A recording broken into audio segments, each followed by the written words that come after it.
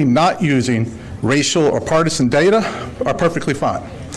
If strictly adhered to, using those criteria will produce congressional maps that accurately reflect the politics and political geography of North Carolina.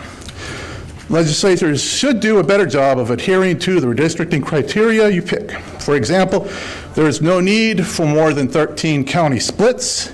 There were 14 county splits in 2021.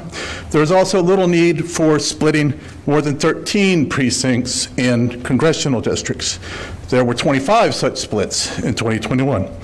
We certainly do not need, for example, to cleave apart large portions of Charlotte, which was done in both the remedial map passed by the General Assembly and the map drawn by court-appointed special masters ahead of the 2022 election.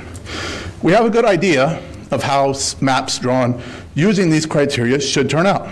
Expert testimony from University of Michigan political science professor Jiawei Chen found that the most likely outcome of a map drawn using politically neutral criteria is a 9-5 Republican. A 7-7 map is unlikely unless that is your goal when you set out. A 10-4 map is also unlikely. Other studies and our own research have come to similar conclusions. In sum, the General Assembly should adopt the same criteria adopted in 2021, but adhere to them more strictly. Thank you.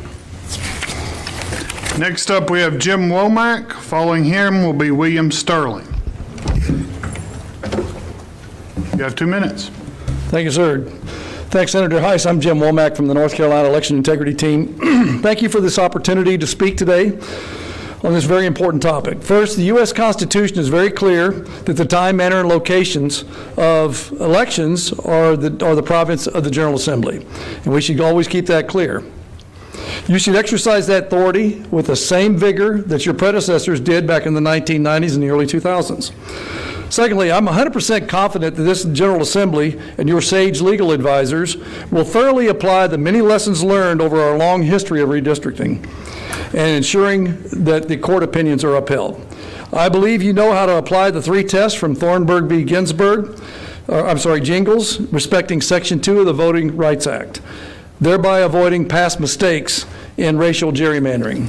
I also think that the recent Allen versus Milligan redistricting case in Alabama is instructive for your work, in that you need to run checks to satisfy legitimate communities of interest once the maps are drawn.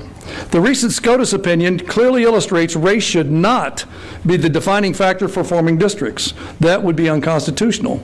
However, like Alabama, where North Carolina's minority black population is of sufficient concentration and political cohesiveness, you should be compelled to arrange those communities of interest so that they can reasonably select their preferred candidates. In looking at North Carolina's population distribution and regional demographics from the Census Bureau, it appears we may have 2 such concentrations in the state, one in Mecklenburg County and one in the Research Triangle. Attempts to pack minority voters into other districts might be interpreted as racial gerrymandering. Finally, I would like to commend the General Assembly for the superb maps it produced back in the last round of redistricting in 2021. While some courts may have inappropriately intervened in that process, the High Court eventually remanded the matter back to North Carolina, generally agreeing that the General Assembly's work was permissible. So here we are. The districts you drew in 2021 are perhaps the best, most compact and contiguous districts that you can draw. Thank you so much. Next up, I have William Sterling, followed by Vicky Parker. You're recognized for 2 minutes. Thank you, Mr. Speaker. Good afternoon. My name is Jim Sterling. I'm with the John Locke Foundation. I'm wanting to talk to you all a little bit about the criteria, and I want to thank you all first off for having these public hearings and letting us speak to the redistricting process. While the criteria adopted in 2021 was a good starting point, I would like to ask the committee to make some minor adjustments to the improved process. The most important of these changes is to exclude the use of incumbent data and not splitting precincts for the purposes of preventing double bunking. Districts should be drawn for the purpose of maintaining communities of interest while minimizing county traversals and splits of precincts. For this reason, I also advocate for the committee maintain its previous criteria for restraining itself from the use of political and racial data in the process of drawing maps. While these maps should look to maintain Voting Rights Act compliance, focus on this data is not necessary to do so. VRA compliance can be maintained by utilizing traditional redistricting practices. This is supported by the fact that none of the districts drawn by the General Assembly in 2021 were struck down for an alleged VRA compliance issue. I asked this committee also adopt criteria to, whenever possible, maintain municipalities wholly within a district.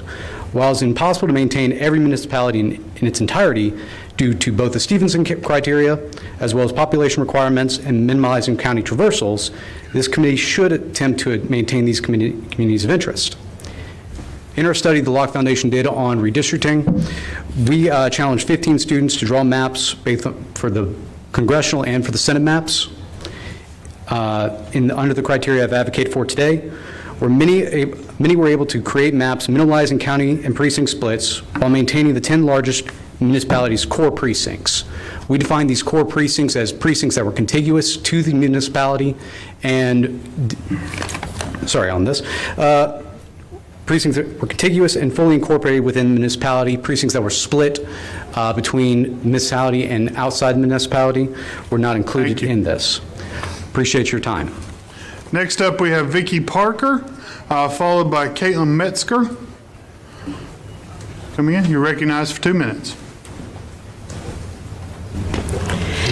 Good evening. I'm Vicky Lee Parker. Hi. I represent the North Carolina Business Council, and we represent business leaders across the state who just believe simply that we should have fair maps.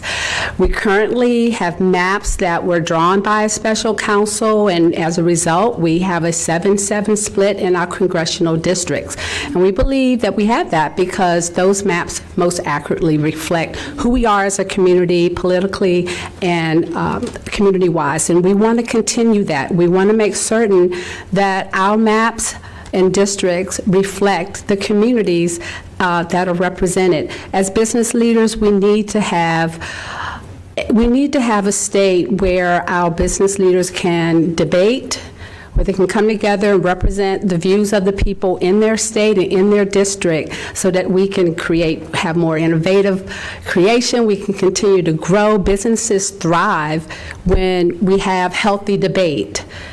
When you have districts that are gerrymandered and only just powers held by just a few, those ideas are not heard. And we need to have a state where those ideas are able to be heard and to flourish so that our state can continue to grow and be the best state ever. So I thank you for your time, and I thank you for this opportunity. Thank you. Next up, we have Caitlin Metzger and Karen, followed by Karen Ziegler. Yes, sir. You're recognized for 2 minutes. All right. Hi. Good afternoon. My name is Caitlin Metzger. I'm here to raise concerns today, once again, for the voters of North Carolina on this confusing process. I work as the Deputy Director of You Can Vote. We're a nonpartisan nonprofit organization that helps North Carolinians understand their right to vote so they can participate in every single election. We conduct annual trainings for our staff, volunteers, and community partners. We talk about who's eligible to vote, how to register, what's on the ballot, and the 3 ways to vote in North Carolina. Across the state, we support over 600 of community partners to educate voters about our laws. After tens of thousands of conversations this year, I can report that voters in North Carolina are confused. They were confused already. They were confused about the budget process that happened last week. Even more so this week, people are confused about this process. And I know on the agenda was comment about the process. I don't know what the process is. So I'm here today to raise the concern about that. Also on the heels of the Supreme Court ruling last night in Alabama, I want to ask North Carolina to do it differently and do it better this time. Especially students of student communities, HBCUs, and communities of color must be kept together and respected to keep in districts together. Communities of interest, especially of our HBCUs, in Raleigh, in Fayetteville, in Greensboro, in Charlotte, and Elizabeth City. We need to honor our communities of interest.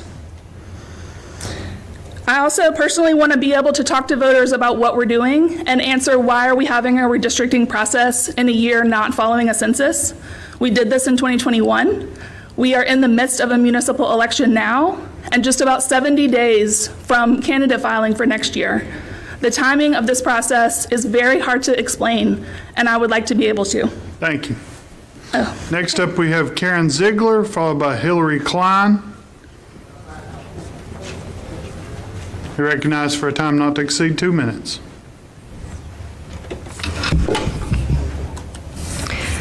Thank you. My name is Karen Ziegler. I represent Democracy Out Loud. We're a group of voters from 10 different counties who've been paying close attention in the past 6 years to what is happening in federal and North Carolina politics. I sit in the gallery a lot and sort of watch what goes on, and I'm struck by how many Bibles are on the desks of legislators. I'm a former parish minister, and I keep thinking of Micah's quote, "Do justice, love mercy, and walk humbly with your God." And as I watch this legislature working, it's the exact opposite of that. And I just want to say, this body is the result of extreme partisan gerrymandering. And it's the reason why this budget came down the way it did, the process, which was shocking, and what is in the budget, as I learn more about it every single day, I feel sick to my stomach. And when I think about that quote and those Bibles on the desks, I don't understand. I just don't understand.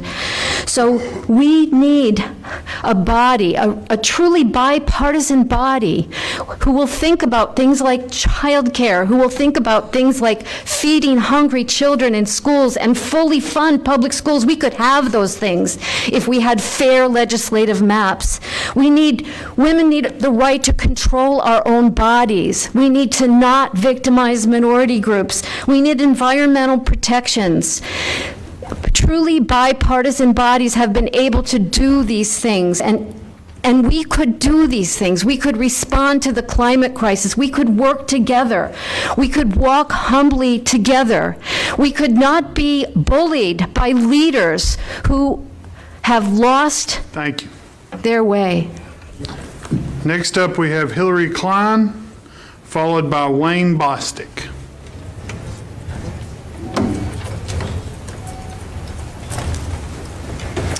Good afternoon. I serve as senior counsel for voting rights with the Southern Coalition for Social Justice, but I'm coming here today as a voter of North Carolina, a resident of Orange County, and a mother raising 2 children in this state. The first 2 clauses of our state's constitution declare that all North Carolinians are created equal and that all political power is vested in the people of this state. And I urge you to uphold those unambiguous mandates and to draw voting plans that will give all voters in this state equal voting power, regardless of race, gender, age, or political viewpoint, and to ensure any new maps will allow for responsive government guided by the will of the people. When you draw districts that preordain election results, and when you draw districts that preordain who will be in control on Jones Street, you are not doing the people's business. And by entrenching your own power, you are denying us the responsive government this country was founded to guarantee. While the majority of our state Supreme Court has signaled it will essentially green light whatever districts you choose to draw, federal law still applies. Our federal Supreme Court made clear in June of this year that compliance with federal law and the Voting Rights Act requires the consideration of race to protect minority voters against vote dilution. And just yesterday, the U.S. Supreme Court made clear that compliance with this requirement is not optional. You have the tools to do this at your fingertips, and if you choose to, you can draw fair and lawful maps in an open and a transparent process. You have an opportunity this year to restore public confidence in our political process. Please deliver on that. Please do not squander the chance to strengthen the foundations of our democratic republic. The voters of this state deserve your service. They don't deserve the usurpation of their power to achieve your own ends. Thank you. Next up, Wayne Bostic, followed by Brittany Newton. To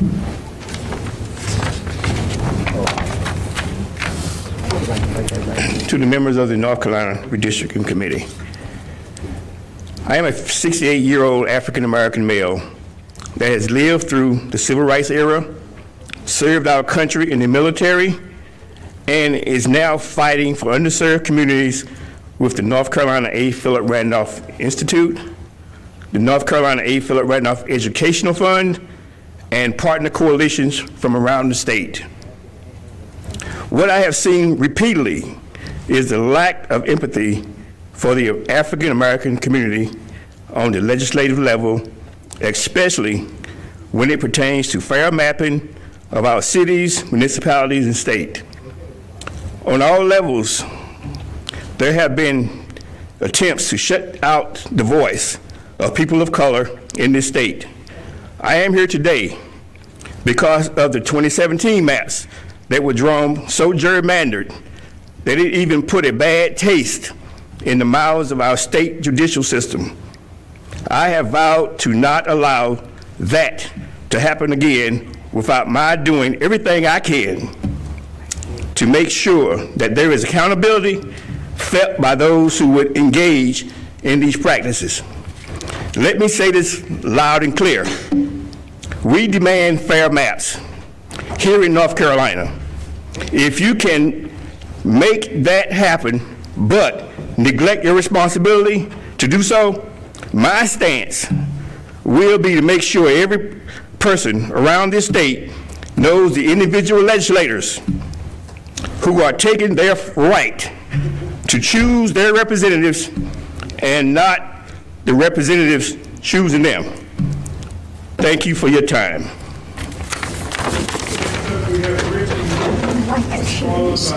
Hartman.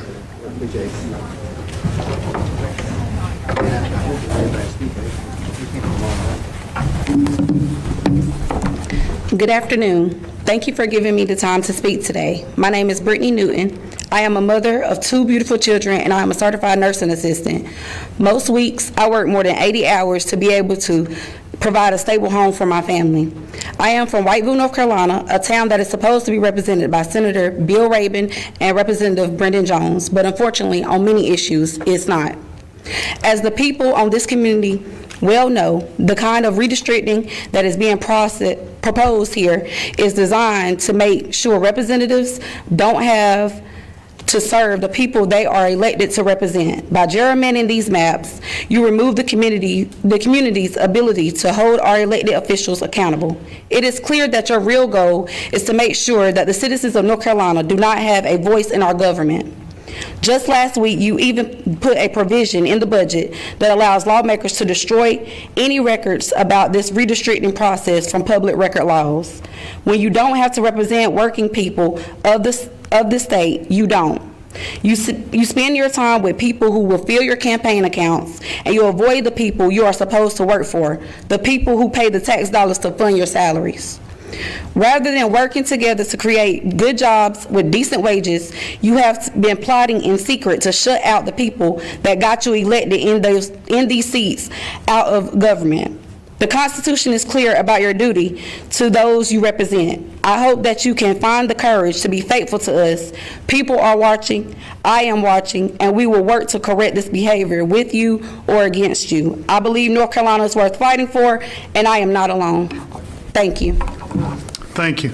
Members, before we proceed, I'm going to read out the names of those on page 2 of 6 of the pre-sign-ups so that if they happen to be in the overflow room or others, they can begin to make their way up. Eric Willoughby, Nakaya Smith, Kathy Wheeler, Mary Thompson, Edward Corian, Robert Cushman, John Fleming, Martha Schaefer, Rebecca Zurkin, Alan Longman, Elizabeth Longman, and Phyllis Coley. If you could make your way out to begin to line up for the second page. Marilyn Hartman, it will be recognized for 2 minutes, followed by Jennifer Bremer, sorry. Hello, my name is Marilyn Hartman. I live in North Carolina. I vote in all elections, and I believe in democracy. I want to start out by talking about the absence of information the public has about this year's redistricting. When the public asks you what the process and criteria will be for drawing maps, I listen for your answer. What is it? The answer is silence. When we ask to see the proposed maps, I listen for your answer. Again, silence. When we ask whether the maps will respect the one person, one vote principle in our state constitution, I listen again. Silence. When we ask whether you're going to pack or crack members of minority groups so they will not have a voice, this is your answer. So much silence in these chambers about democracy. But I hear your message. Your redistricting process does not respect democracy, does not love democracy as I do, does not have faith that democracy will make North Carolina a better state for everyone who lives here. Your silence reminds me of The Sound of Silence, the song by Simon and Garfunkel.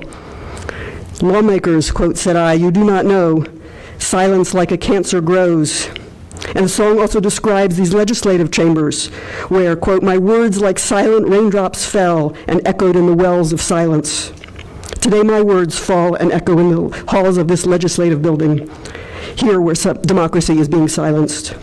So this is my response. It's simple. We the people will not be silent. You may continue to be silent, but we will not. When you disrespect democracy and gerrymander the bejesus out of our state, we will come to the polls in droves. We will talk to our families and friends and community members and members of other communities across North Carolina. We will use our votes as our voices. We shall overcome your silence with our votes, and North Carolina will be a democracy again. Next up, we have Jennifer Bramer, followed by Carolyn Ridley. Sorry, I'm reading. They're marked through, so Yeah, I'm Jennifer Bremer, a North Carolina voter. I'm happy to say that we're in a much better position to draw fair and balanced district maps than ever before. This progress is the result of research conducted in North Carolina by Duke's redistricting research team led by Dr. Jonathan Mattingly. The Duke team's advanced methodology makes it possible for the first time in gerrymandering's 235-year history to determine how fair a given map is. That is, how faithfully it reflects our state's unique demography and geography, and to compare maps to see which comes closest to that fairness standard. To do that, the Duke method first generates literally thousands of maps, each one complying with North Carolina's redistricting rules, county clusters and all. It then applies past election results to see how each map would perform, and then builds a distribution of expected election outcomes across the full set of maps. Maps that most faithfully reflect our state's competitive political makeup are clustered in the middle of the distribution, while maps deviating from that standard to give one party an unfair advantage are further out.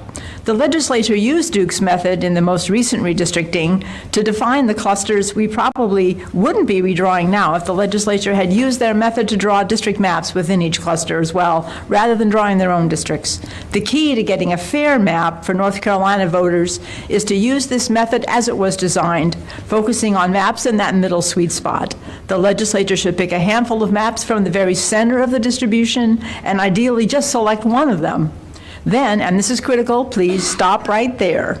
Don't use this map as a so-called starter map and then mess with it until it no longer reflects our geography or voting patterns, throwing the clear benefits of Duke's method overboard to draw an extreme gerrymander.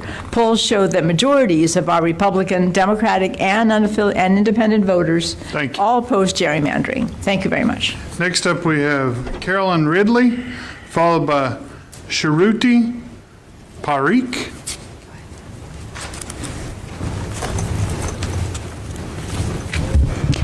Honorable Chairman and members of the committee, my name is Dr. Carolyn Ridley, and I'm here representing myself. I'm a member of the University Park neighborhood in West Raleigh. We are a community of students and educators at Meredith College, NC State University, and Olds Elementary School, our small but mighty public school.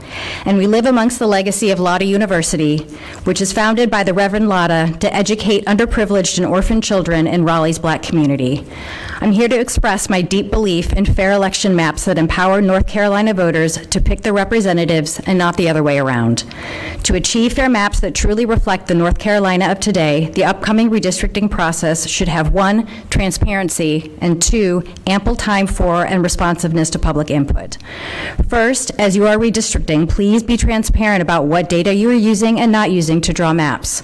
More importantly, please be clear how you are using data. Redistricting is complicated, which is all the more reason to explain which factors affect the map drawing process and in what ways. Second, please get robust input from the public. I'm happy to give my comments here today, but I am not satisfied that 3 public meetings across the entire state of North Carolina is sufficient opportunity for input into the upcoming redistricting process. I am hopeful that you are planning a much more expansive and concerted public input process for when proposed maps are released, and that the members of this committee are conscientious of and responsive to that input, especially from communities and individuals that have been historically excluded from the political process. In closing, I want to share a story from my own family. My children, who are watching the live stream right now, my 10-year-old son Calvin and 6-year-old daughter Hollis, my husband and I were talking with them about why fair election maps are important with an example of a group of people with different ice cream preferences. They very intuitively understood that packing all the butter pecan lovers into as few groups as possible and cracking them into majority strawberry lover groups was unfair. Let's follow their lead. Thank you. Shruti Parikh, followed by Eric Willoughby.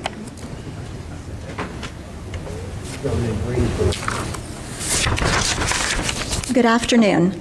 My name is Shruti Parikh, and I am a North Carolina voter. I also run the Education and Political Engagement Program at North Carolina Asian Americans Together, or NCAT, an organization aimed at empowering the Pan-Asian American community across the state. It wasn't that long ago that NCAT was at the NC General Assembly at a redistricting hearing like this one. At that time, we called for simple changes to make the map drawing process more transparent and more equitable. Advance notice of meetings, virtual meeting options, language access, and consideration of public comments. 2 years have passed and we are back at the table and have yet to see these suggestions implemented. As the Asian American community and other communities of color continue to grow across our state, we must ensure a fair redistricting process and that our voices are not silenced.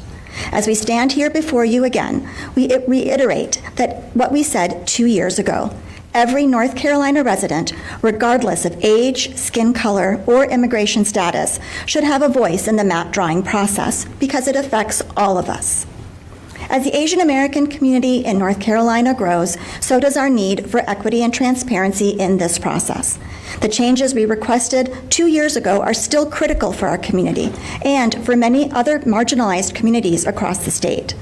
We need increased language access to include all North Carolina residents in the redistricting process, advance notice of meetings, and hearings to be accessible virtually. We need the comments of Asian American community members and other marginalized communities to be welcomed and valued.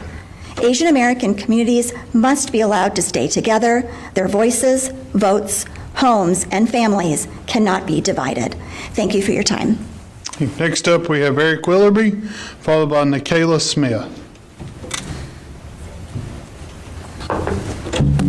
Good afternoon, Mr. Chairman.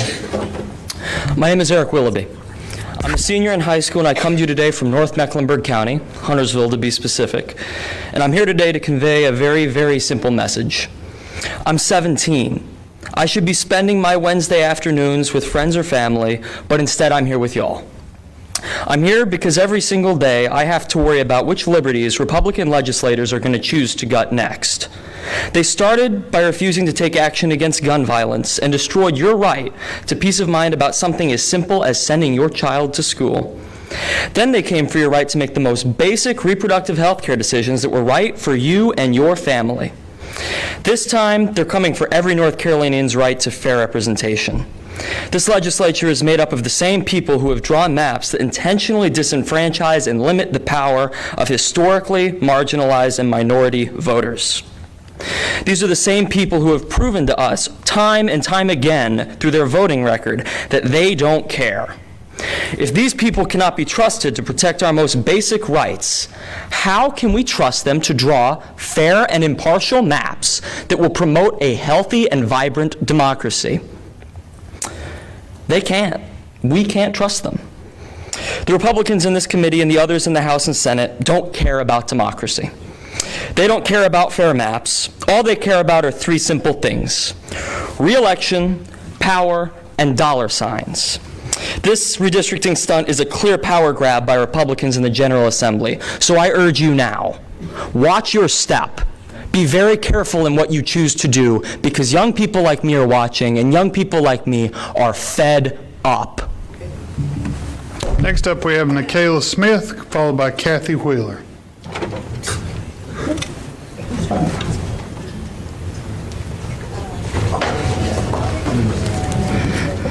Good afternoon.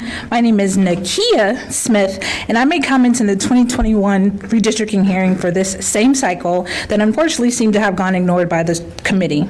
My previous comment echoed my neighbors in the Sandhills that we were hoping to stay together in terms of representation as a community of interest.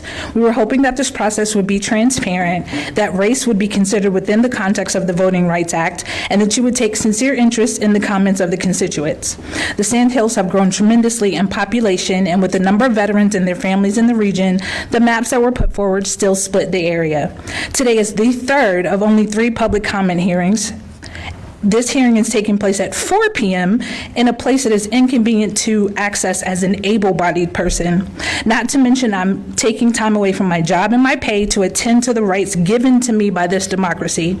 Meetings should be held in more public venues with both language and physical access. Or in 2023, there should be a way to submit comments online, as many of us attending today were unable to find the online option. Finally, this matter of transparency, with only 3 hearings where committee members were not required to attend, this makes your constituents question what transparency will look like. Your constituents deserve fair maps and a fair process. This process has been less than fair. We encourage you to meet people where they are and plan an equitable process in order to create fair maps. Thank you for your time and consideration. Thank you. Next up, we have Kathy Wheeler, followed by Mary Thompson.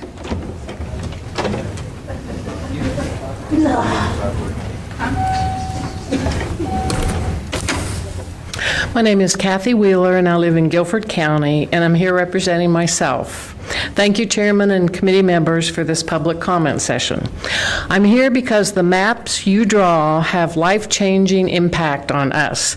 They affect every aspect of my life and all North Carolinians, and they affect us for a very long time, 10 years. Therefore, maps should be all about the people and not about politics. A few of my concerns and asks that I'll share here now. Number 1, adhere to the established criteria and follow the law. Do not allow partisanship to be a factor in redrawing the people's maps. That serves elected officials. It does not serve any of the people.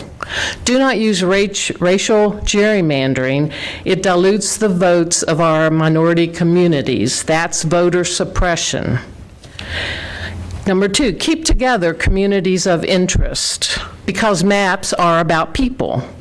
A community split across many districts that have nothing in common with that community has 0 representation in this body.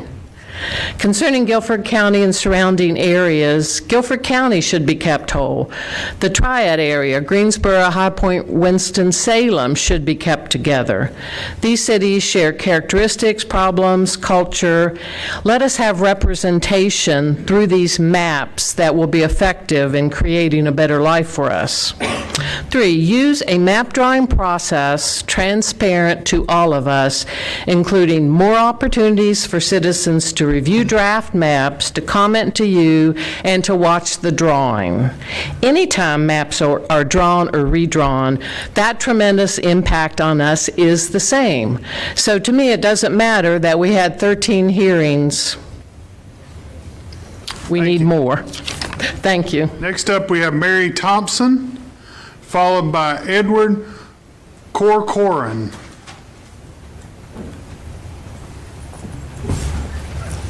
Thank you for the opportunity to make a public comment. My name is Mary Thompson. I live in Raleigh, North Carolina. I'm here representing the League of Women Voters, North Carolina.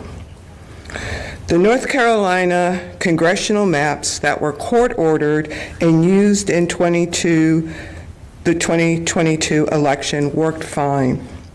Voters in North Carolina are split evenly across both parties. North Carolina sent 7 Democrats and 7 Republicans to the U.S. House in 2022.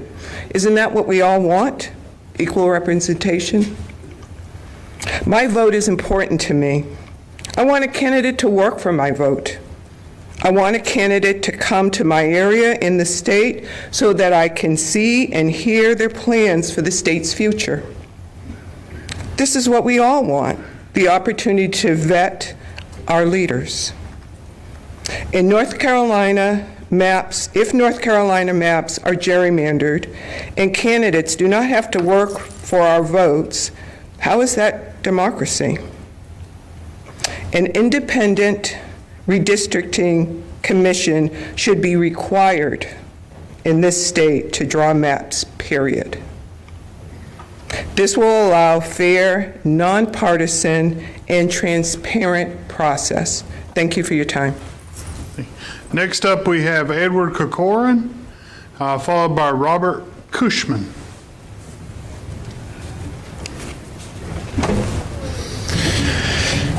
Thank you to the North Carolina General Assembly Redistricting Committee for providing me the opportunity to speak. I stand before you today as a proud veteran and concerned citizen of this great state with a heartfelt plea to maintain the integrity of North Carolina's 13th Congressional District.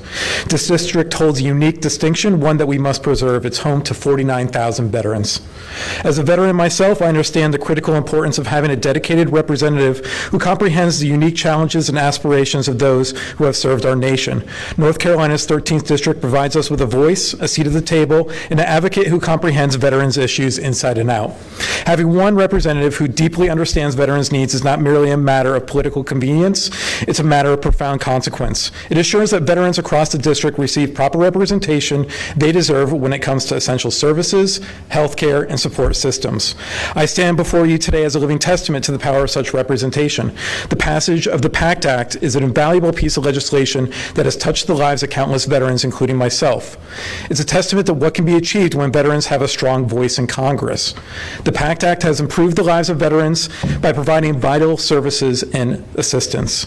Moreover, maintaining the 13th Congressional District as a whole enables the flow of critical funding for facilities like the new VA Center being built in Garner. These facilities are lifelines for veterans, offering essential health care services, counseling, support for those who have sacrificed so much for our nation. In a time when veterans face unique challenges from health care to transition to civilian life, we cannot afford to dilute our representation. We cannot afford to see voices of 49,000 veterans scattered across different districts. To do so would be a disservice to those who have given so much to our country. I urge you, members of the Redistricting Committee, to consider the importance of keeping North Carolina's 13th Congressional District whole. It's not just a matter of lines on a map. It's about honoring the service of veterans and ensuring that they continue to have the dedicated representation they deserve. Let's stand together and ensure the 13th Congressional District remains a beacon of hope and support for a community of veterans. Thank you for your time and consideration. Thank you. Next up, we have Robert Cushman, followed by John Fleming.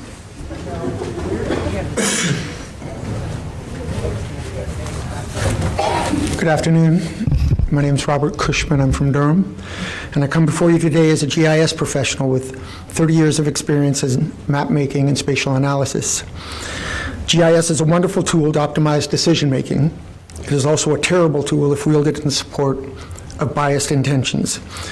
We, the people of North Carolina, have far more in common with one another than meaningful differences that divide us. That is, until we get into the realm of politics. Then we, the people, somehow devolves into us versus them, to the point that opposing sides can hardly talk to each other, and in their own silos start talking about violence and political insurrection. It's a lot to ask of the party with the map-making privilege not to abuse that power. even when the courts weigh in. It is a human nature for the party in power to appeal, delay, postpone any recommended changes, but it is still necessary if things are to get better. If we can create less homogeneous electoral districts, politicians will have to talk to the broader electorate, and more moderate candidates from both parties will win their primaries. Elected representatives will be more moderate and better able to compromise with one another. Let us not go the way of Wisconsin and Alabama, states that have become laughingstocks and an embarrassment to the cause of democracy and fair play. Let us instead use nonpartisan GIS professionals, such as those in the NCCGIA, to draw the redistricting maps. The North Carolina Center for Geographic Information and Analysis is a nonpartisan state-financed agency that is considered one of the best statewide GIS collaborations in the country.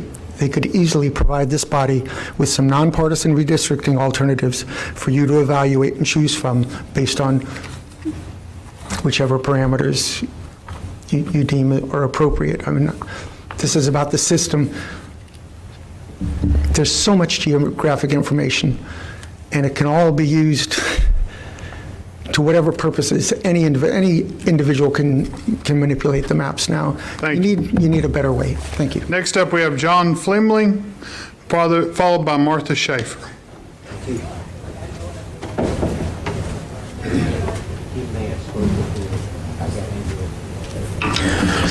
Good afternoon. My name is John Fleming, and I live in Cary here in Wake County. Our precinct is in South Cary, but it's on the northern edge of the 13th Congressional District. So I'm here this evening to present 2 points on the redistricting process. First, it should be a goal of the new maps to keep communities of interest together. Cary is a diverse but unified town that works together to address issues of importance to our residents. Ideally, in a community of interest, residents in the same area can tell their stories and describe their concerns to the same representative. We have great representatives in our area, but I think it would aid in that effort to have the whole town in one congressional district and as few state, senate, and house districts as possible.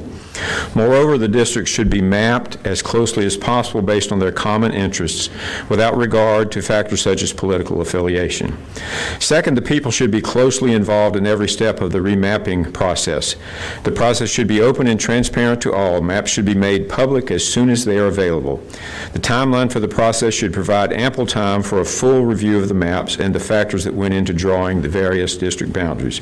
And finally, public hearings should be scheduled at times and locations to make it more convenient for people to appear in person to provide their input. It appears that some state residents live an hour or more from the current 3 hearing locations. I'm able to be here at 4 o'clock because I'm retired. Finally, I believe that redistricting based on partisan considerations must be avoided to achieve the main goal of promoting full and fair voting opportunities in elections for everyone who is eligible to vote. Thank you for the opportunity to speak to you today. We ask that you heed the input of the people and work in their best interest to set the district maps. Thank you. Next up, we have Martha Schaefer, followed by Rebecca Zurkin.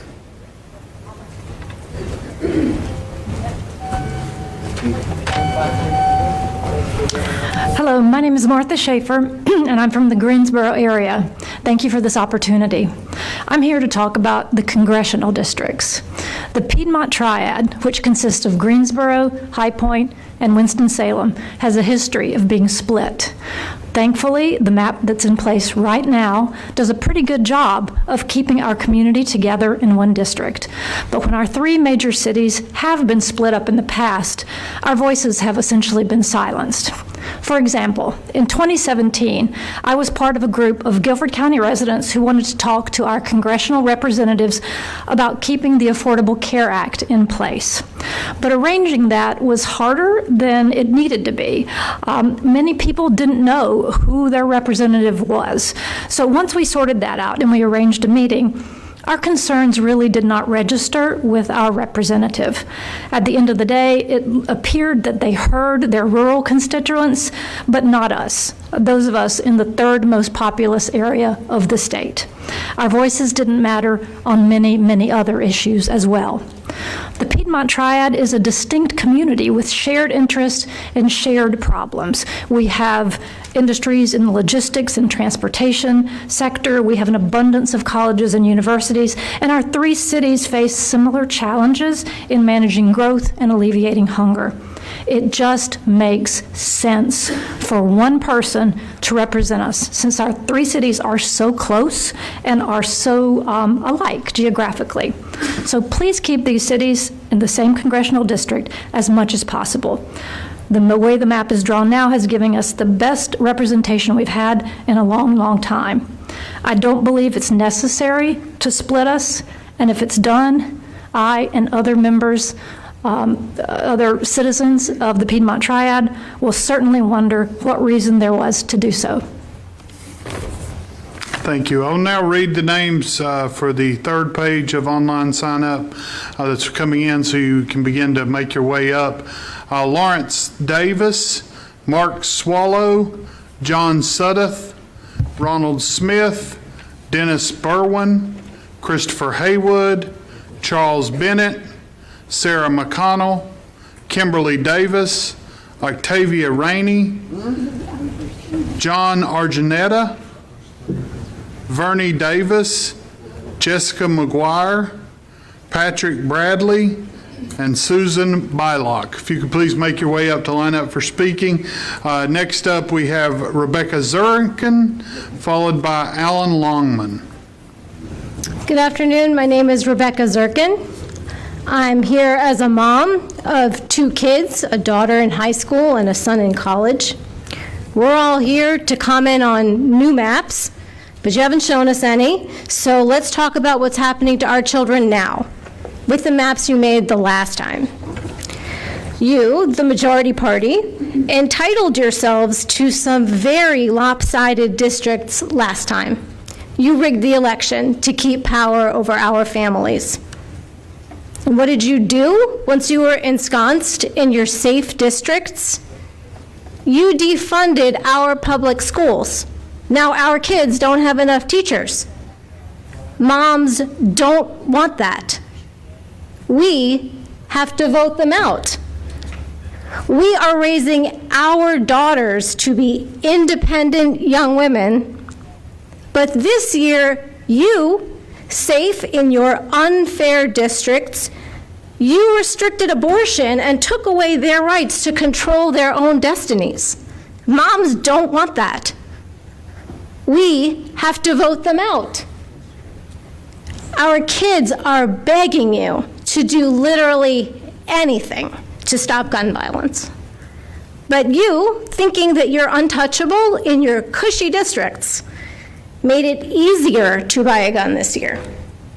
Moms don't want that. We have to vote them out. So let's be real. We understand that you're going to rig the voting maps all over again. But we are going to vote you out. Next up, followed by Elizabeth Longman.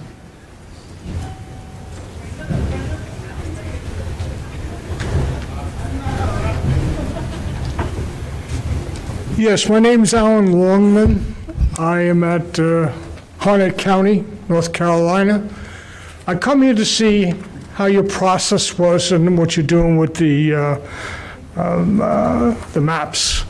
I come here first. You're supposed to have 3 minutes to speak. We are your representatives, and that what we have to say was important. To cut it down to 2 instead of increasing the number of hearings seems to be like you really don't care to hear the people. If there's too many of them, that's too much for you, and I don't think that's right. Second, you had problems with racism. In the last elections, over the years, you had it determined by their peers, other judges in the Supreme Court, that the maps that you made were racist. The individual representing that main judge happened to be African American. All of a sudden you come in, I know it's smiling, but you come in and you bring up what's going on, and you change the verdict virtually by putting people in the Supreme Court that doesn't think racism has any meaning. They have canon laws of how they're supposed to obey things, but they don't have racism as one of them. If you're going to look at the maps, how can race be not considered? It's something convenient for the North Carolina legislature not to have to deal with that. That's the main thing, is the racism. You have to be able to have a system. When the Constitution was made, the main point of the Constitution was the right to recall. That was the main purpose of the Constitution, according to Founding Fathers.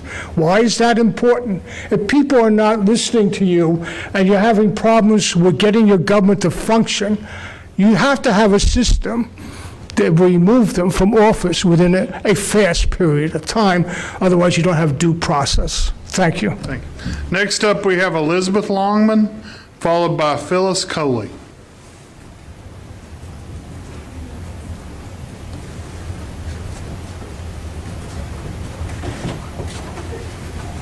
Elizabeth Longman, also from Harnett County. I am one of the tortured masses who have to walk around and knock on doors in their districts to gerrymander. Please take that into consideration. You may be just drawing yourselves out of volunteers who have to go out there and meet voters, and with the kind of districts you're proposing or you're trying to draw here, remember there are those of us who actually will come out and take part in the process of electing people, and with your gerrymandered maps, you give us cruel and unusual punishment to be able to reach the voters at their door, or where there's no one place they meet because our districts are so gerrymandered. It's really, really difficult just for the volunteer base who actually have to go and knock on these doors, the people you never think about, but you need to get yourself back in your seat. When you draw your districts like you do, it is awful. The other thing I want to say is, when you come in here and legislate against our wombs, use your districts to legislate against our wombs, what we're seeing is very, very, very weak men who want to come and legislate over our fertile wombs, who will not bear your children. If we choose not to bear the children from weak men, you want to insist that the weak men get their children born too. If we do not want to bear your children, it's our choice. Do not gerrymander districts in your weakness to try and keep yourselves legislating over our wombs. This is not your business to talk about our wombs, and you need to show strength and confidence in your humanity and your manhood by drawing districts that will offer you a challenge. Can you face a challenge and win, or do you need an easy ride? Next up, we have Phyllis Coley, followed by Lawrence Davis.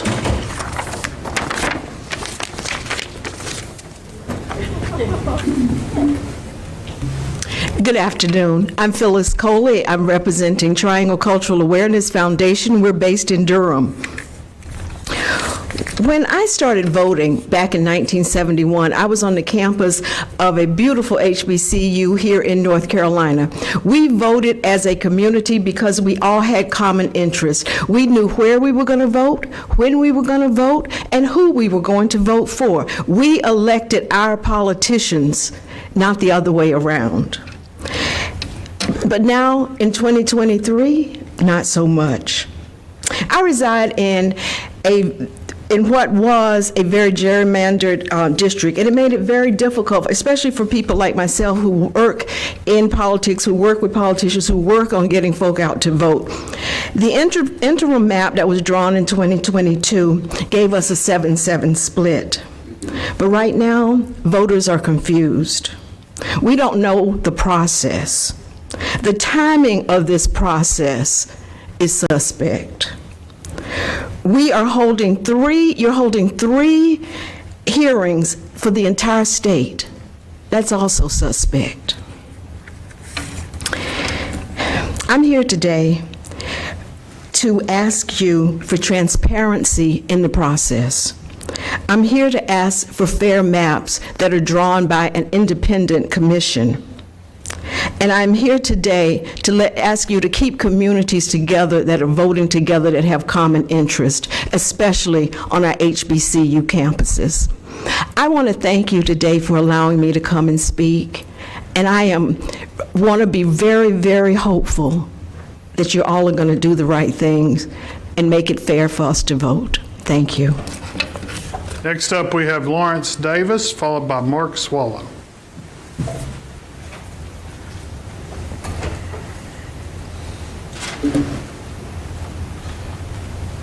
Hi guys. Hey guys, thank you for your time today. I just come to you guys today as a resident of Durham and Durham City, Durham County. I'm Lawrence Davis, owner and founder of Spectacular Magazine, and with Triangle Cultural Awareness Foundation, we host a lot of different events around the community to help bring a voice and light to different communities, and I feel like what you guys are doing is the exact opposite. As a young business owner, I just want to be able to know more about politics and what my politicians are doing in our state, and for you guys to be secretive with redrawing the lines is unfair to a person like me. So today I'm just asking you guys for transparency from our government. It's wrong to only hold these 3 hearings, and so I'm looking for our maps to be drawn accurately and openly to reflect our communities, and I just ask that you guys do the right thing. God bless. Next up is Mark Swallow, followed by John Suddath.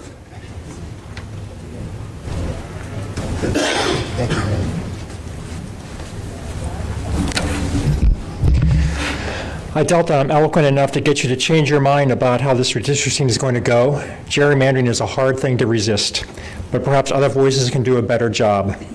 Elections belong to the people, Abraham Lincoln. The right to vote is the crown jewel of American liberties and will not see its luster diminished, Ronald Reagan. There is no such thing as a vote that doesn't matter, Barack Obama. My vote is my voice, and the voice of all who struggled so they may have a voice, Lydia Abbasi.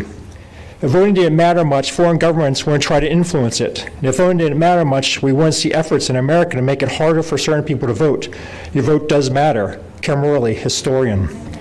All that had to happen was to enforce the lie of voter fraud, create the public perception of democracy imperiled, increase the groundswell to protect the integrity of the ballot box, require exactly the type of identification that blacks, the poor, the young, and the elderly do not have, and equally important, mask those acts of aggressive voter suppression behind the nobility of being civic-minded. Carol Anderson, one person, no vote. How voter suppression is destroying this democracy. A man without a vote is a man without protection, President Lyndon Johnson. Government is a trust, and the officers of the government are trustees, and both the trust and the trustee are created for the benefit of the people, Henry Clay. My concern is not whether God is on my side. My greatest concern is if I'm on God's side, for God is always right, Abraham Lincoln. You cannot protect your liberties in this world by protecting the other man's freedom. You can only be free if I am free, Clarence Dowell. The theme through these quotes is the need for fair representation, unruined elections, and a citizen's right to have their voices heard, regardless of their party. This means that you need to resist the temptation to gerrymander. You need to draw fair maps that will enable competitive races, that will usher in fairness, transparency, and true representation. You need to rise above the partisanship so that democracy won't be suffocated. Thank you. Next up, we have John Suddath, followed by Ronald Smith.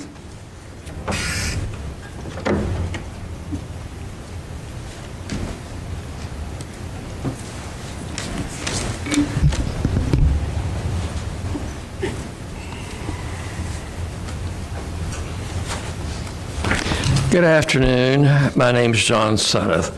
I'm not a public speaker nor a political activist. I'm just an 87-year-old man who's vitally concerned about the state of a democracy, little d, in this country, and particularly in North Carolina. I can't recall a time when I felt that the right to vote and that each vote counts was in such jeopardy. 2 of my former congressional representatives withdrew from office due to gerrymandering when their districts were withdrawn in previous decades. I'm wondering how long it will take for you to completely block me from voting. That's a particular concern since I'm a registered independent. This type of governing builds a distrust of how our government works and whether it's done in the public interest or for partisan gain. We went through this the last time around and the gerrymandering was thrown out. I'm not sure what will happen this time. The process has not been transparent, which increases my concern about what's going on behind closed doors. This public has not been informed. I thought this process was only occurred every 10 years. Why now? The demographics of seniors in North Carolina is growing. In 2020, the number of people over 65 grew to 108 million, representing 17% of the population. Are you going to even consider us in your drawing districts, even though the data is available? Thank you for providing me the opportunity to speak. Next up, we have Ronald Smith, followed by Dennis Berwin. For the press, if you want a copy.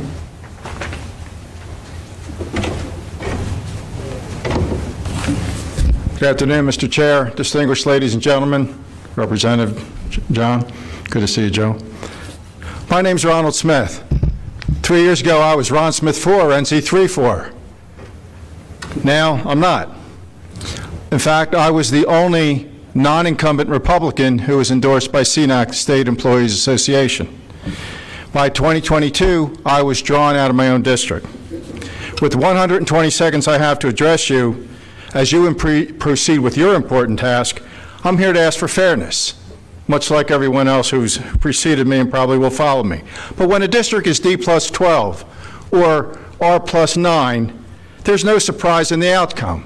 Chances are the candidate who has the majority of registration will win. I have 2 sons, both Navy officers. My daughter is an emergency trauma nurse, and their mother was a Navy nurse. They and several neighbors, whom I asked for input, overwhelmingly replied, they want to know that they have a voice. They want to know that they are represented, and that their vote makes a difference. Thank you. If, for instance, you draw R3, D plus 3, R plus 3, you make it more competitive. And yes, you and other candidates will have to work a little bit harder. But the outcome of the election will be from voters, not from a predetermined map. As you go about your difficult task, I also think it's noteworthy to keep in mind now that the largest party registration in all of North Carolina is unaffiliated. It's not Democrat and it's not Republican, so I think we're falling down somewhere on that. I thank you for your hard work and the opportunity to address this assembly. Next up, we have Dennis Berwin, followed by Christopher Haywood.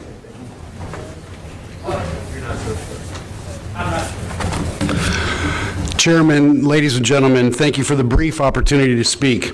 As you consider redistricting for state Senate districts in Wake County, I urge you to consider the following. First of all, thank you for the stewardship of our great state and the things you've accomplished that benefit all North Carolinians. That said, here in Wake County, there are approximately 40% of tax-paying, voting citizens that are without representation that match the priorities of the state. The representatives here have fought tooth and nail against the incredible forward movement of our state. We, the 200,000 plus conservative voters that voted for Steve Troxler in 2020 and that helped bring about a tectonic shift in the judicial branch of the government, are without representation. As you know, there are 2 Senate districts that even stretch out of the boundaries of the county. One all the way to the border wealth of the Commonwealth of Virginia, and the other one encompasses Durham County. We're communities of interest, and our Constitution asks to respect that as well as county lines. It doesn't matter the shape of the districts within the county. Wake is so large, and we are not all Raleigh. 11 municipalities and unincorporated areas do not represent the thoughts and views of this town.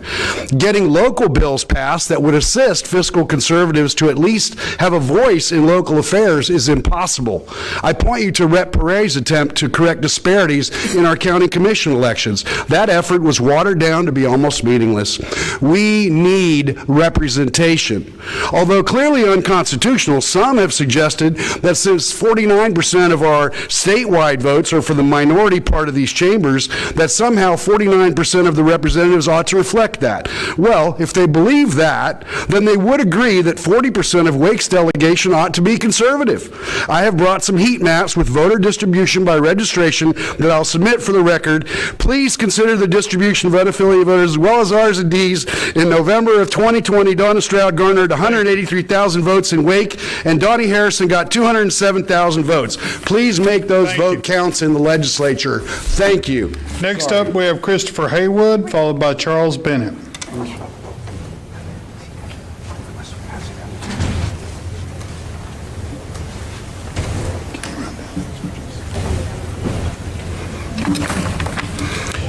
Thank you to the members of this committee for allowing me to speak today. My name is Christopher Haywood. I'm a resident of Cumberland County. I'm a retired Air Force veteran and a regional director for the African American Caucus of North Carolina. Today, however, I speak for not only the African Americans, but everyone in the Sand Hills region.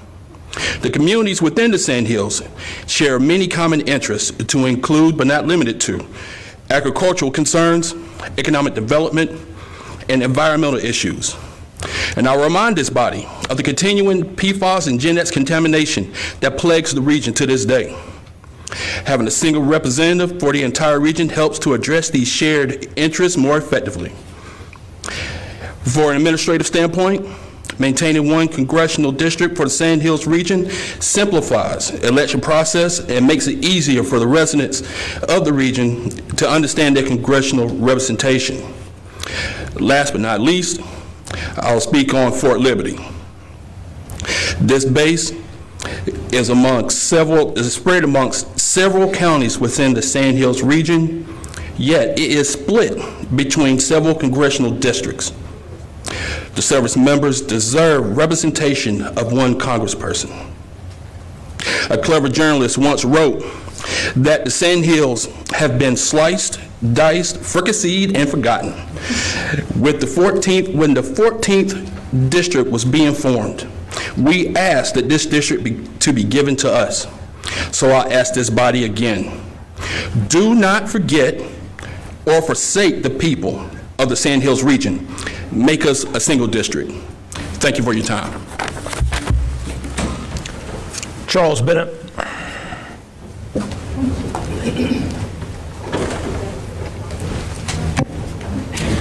I'm Charles Bennett, and I'm from the Sand Hills region, and I second my predecessor there in all of his thoughts.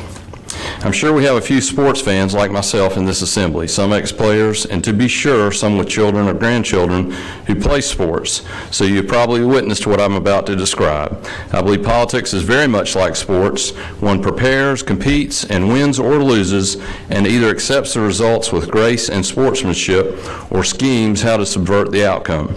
Soccer and basketball were my sports, and while I always wanted to win, I could never understand what motivated other players and coaches to cheat in order to win. Flopping, ref baiting, ball manipulation. No need to name their regional names here except to say that the Tanya Hardings, Lance Armstrongs, Russians, and East Germans of the world are the most extreme and next level examples of this. So I started doing some digging and came across an Aurora University study that shed some light on this subject. The gist of the study was this: at all levels, but especially at the highest and most competitive levels, there are basically two types of athletes: those who compete by dedicating themselves to hard work and preparation, and those who actually get an extra charge by winning with the aid of cheating. In other words, what is a character flaw to the rest of us is a perverse virtue to these people. I am politically a moderate and truly believe our system works best when moderates have a strong voice in politics. If you are a fellow moderate, then what you're witnessing here is not just garden variety cheating, it is in fact stealing your vote. I'm a proud North Carolina native, and North Carolina is a purple state. But the current majority only have red crayons. This isn't governing nor serious jurisprudence. It's the Jerry Springer show, and North Carolina deserves better than this. Next up, we have Sarah Reneau, followed by Kimberly Davis.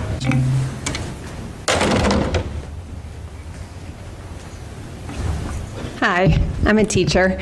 So, of course, I believe that one person can make a difference by speaking up. That's why it was worth it for me to get a substitute and write subplans so I could be here by 4 o'clock today. I'm sure that it's exhausting and expensive to try to get reelected and run a campaign, and I'm sure it's very tempting to make it just a little bit easier on yourself to get reelected. That makes a lot of sense to me, but it's also very clear that it's possible to draw fair election maps. There are plenty of mathematical models available now, and it's so rare that you have a chance to do something that you know is right, especially as a legislator. There are so many shades of gray, but this is one area where you know what the right thing to do is, and I'm asking you to do it. Next up, we have Kimberly Davis, followed by Octavia Rainey.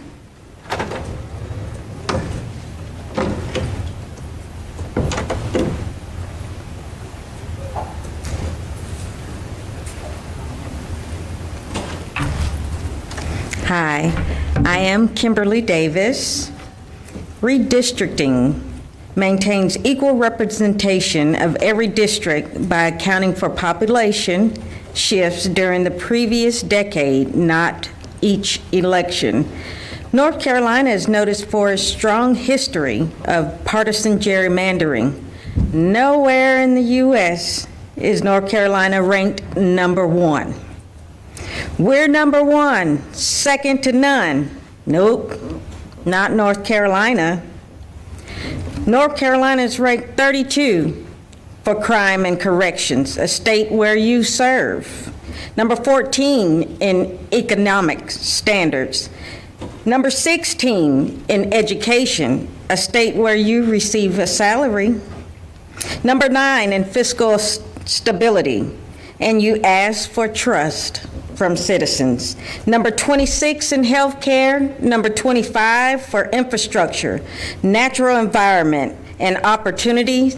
These are the rankings that you earned. I probably would be fired if I received those. Not one ranking with you being elected is number one. Blah, blah, blah, right? Democrats, Republicans, private education, private and public education, blah, blah, blah. So let's stand, clap, glorify yourselves, pat yourselves on the back for your ratings.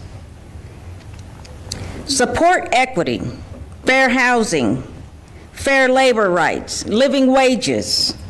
Make no mistake, myself, my friends, my family, even my haters, we'll vote you out. Thank you. Next up, we have Octavia Rainey, followed by John Arginetti.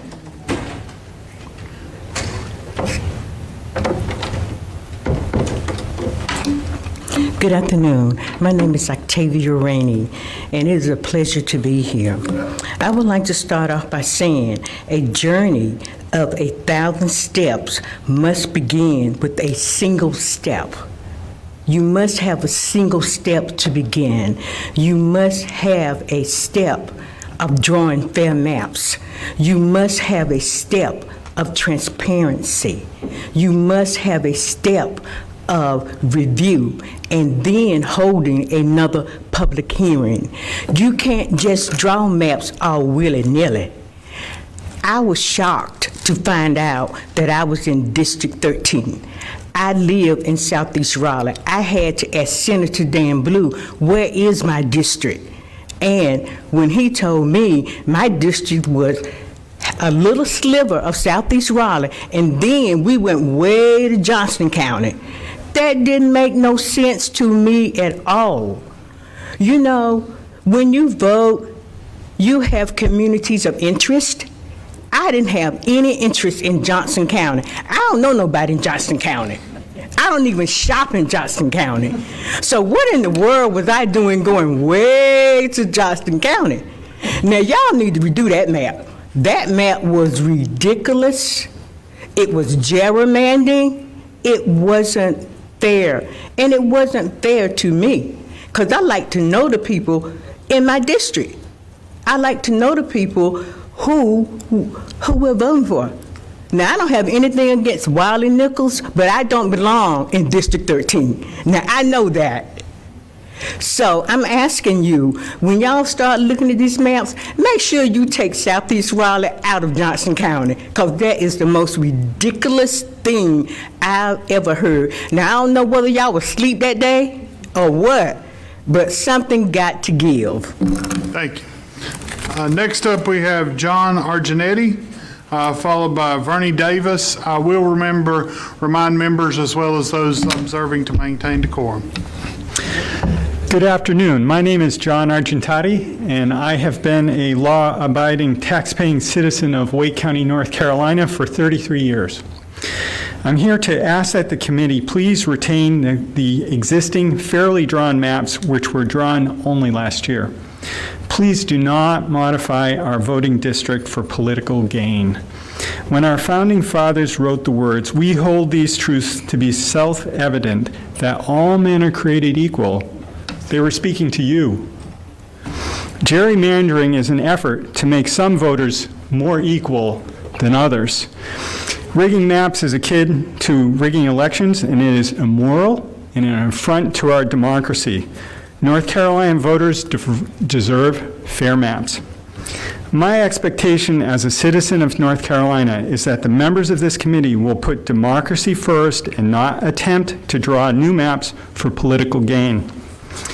There was a time when some members of this committee advocated for an independent redistricting committee. If you truly believe in democracy and in fairness, then why not establish an independent redistricting committee? It would be the right thing to do. Thank you for considering this. Thank you. I will now read the list of page 46 of the pre-sign-ups for individuals to come up from downstairs, prepare to get into line. Anthony Marshall, Susan Blunt, Robert Rodriguez, Hadel Hanand, Gabby McKinley, William Brooks, Lana Whitt, Kurt Arhart, Barbara D'Antonio, Renee Miller, and Cyan Jasmine. Next up we have Vernie Davis, followed by Jessica McGuire. Hello, I'm Vernie Davis, Assistant Clerk of Friends Committee on North Carolina Legislation, a volunteer, nonpartisan group of North Carolina Quakers that advocate for North Carolina policies that support our values and testimonies, including ethical government, equality, integrity, environmental stewardship, and community. I'm here today to speak in support of creation and focus on a nonpartisan commission with open and public process to draw fair election maps. Democracy depends on creating a fair electoral process where every individual has a chance for their voice to be heard. Only by listening and considering perspectives of those with whom we might disagree can we arrive at deeper understanding and more just solutions for everyone. We've seen that drawing districts that allow one party to dominate and reduce participation of others reduces collaborative governance by promoting more extreme candidates in primaries who seek to dominate rather than collaborate. In the history of North Carolina, both parties have taken advantage of the redistricting process to create disproportionate partisan advantage. A primary goal of districts should be to assure that various perspectives and experiences across North Carolina are represented in government. Establishing a nonpartisan approach to redistricting that assures representation for all North Carolinians can increase civil discourse, help build a stronger and healthier North Carolina. Thank you. Thank you. Next up, we have Jessica McGuire, followed by Patrick Brady.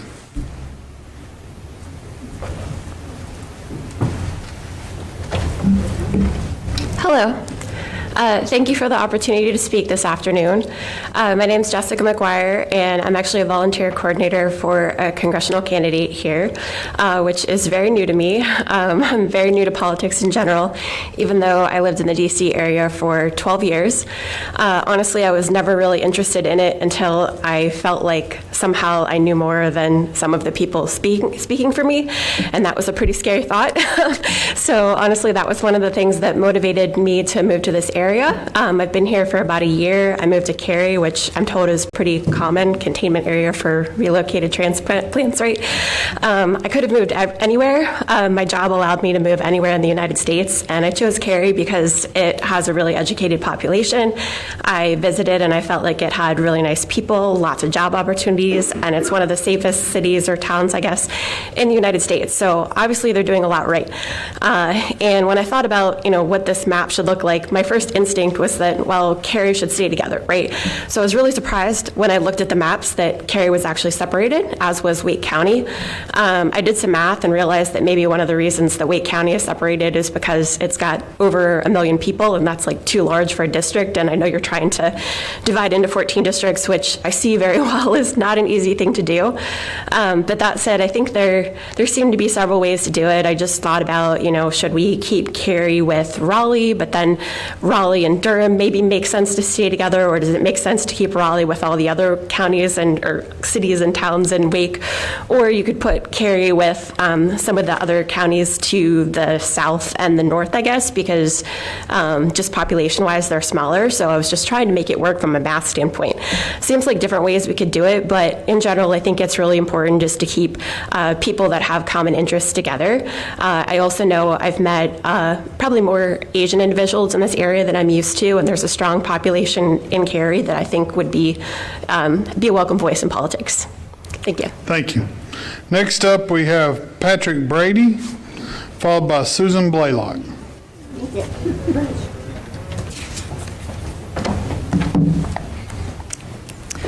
Chairman Heiss and members of the committee, thank you for the opportunity to offer comment as the legislature begins its process to draw new maps for the United States Congress.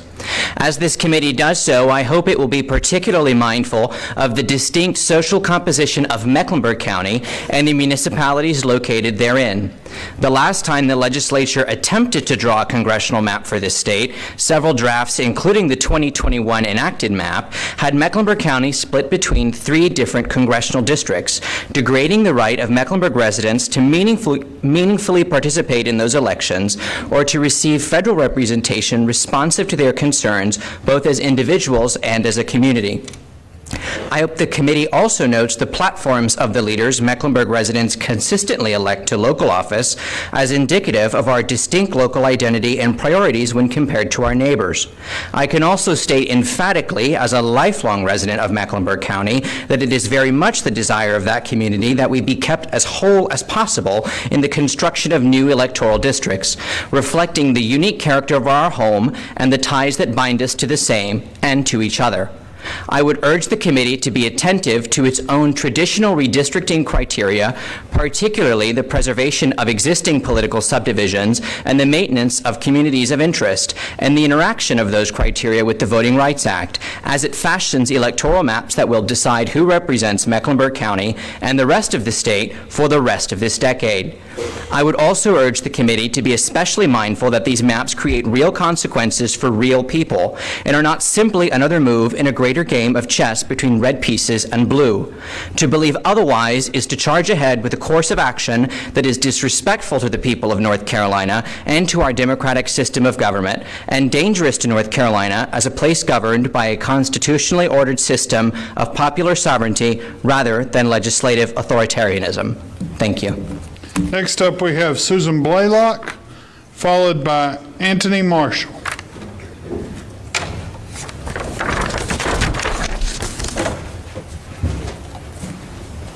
Thank you. Thank you. Hello, my name is Susan Blaylock. I am chair of the Chatham County Democratic Party, but I'm here today speaking as a private citizen and registered North Carolina voter.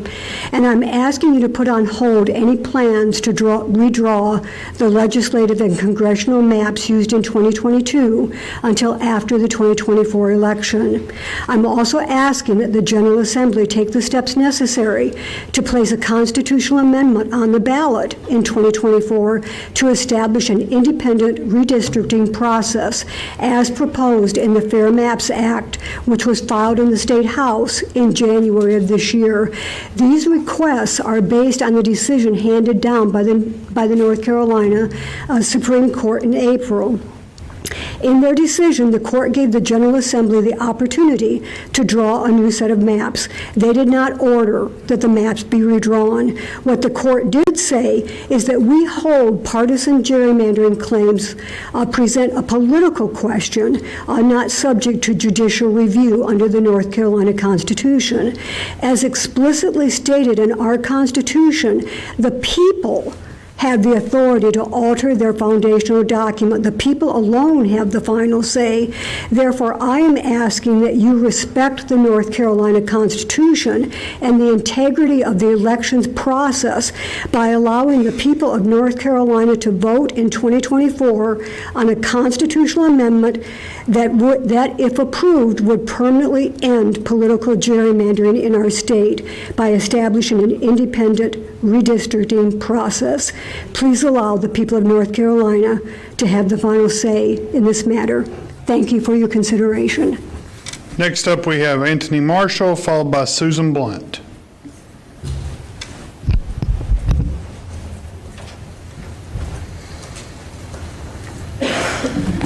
Good afternoon. Antoine Marshall, local Raleigh resident. In 1816, Virginia lawyer Samuel Kercheval wrote to Thomas Jefferson to enlist his support about modifying the Virginia Constitution. Jefferson wrote back a very lengthy letter. Part of it is actually inscribed in the Jefferson Memorial, but the part of his letter that is relevant to today's conversation was a quote, "For let it be agreed that a government is Republican in proportion as every member composing it has his equal voice in the direction of his concerns by a representative chosen by himself and responsible to him at short periods." It's a novel idea, the idea that every citizen in our republic has the right to a representative that they choose, and that those representatives are then held accountable to them. Redistricting is supposed to occur every 10 years in correspondence to the census to adjust for the shifting populations. But because the Census Bureau also offers a 5-year community survey, the choice to redistrict every 10 years is a balance of two interests. One, obviously keeping districts at equal size, but the other one is the consistency of representation. How else do we hold our elected officials accountable and responsible to us but through our vote? As someone who first cast his ballot in 2006, I should be on my 3rd set of legislative maps. Instead, you all will be drawing the 7th set of State House maps that I will be voting on. I have been represented by Representative David Price, George Holding, Deborah Ross, and now Wiley Nickel in Congress. And in each instance, my representative has changed. It has not been a matter of that member retiring or losing an election, but rather I have been drawn out of their district. Again, I pose the question, how do I hold my elected officials accountable? Now, we have some very long-standing serving members in this body, and I should have to explain to you all the benefits that come from long-lasting representatives and representing your community and the community connections that you create. You all don't have a chance to do so because you're in a new district every election cycle. I implore that this committee makes minimal changes to the current maps. These maps have already been approved by the courts as fair and equitable. We understand the benefits of governance in continuity. So again, I say, for let it be agreed that a government is Republican in proportion as every member composing it has equal voice in the direction of his concerns by representatives chosen by himself and responsible to them in short period. Thank you. Thank you. Next up, we have Susan Blunt, followed by Robert Rodriguez.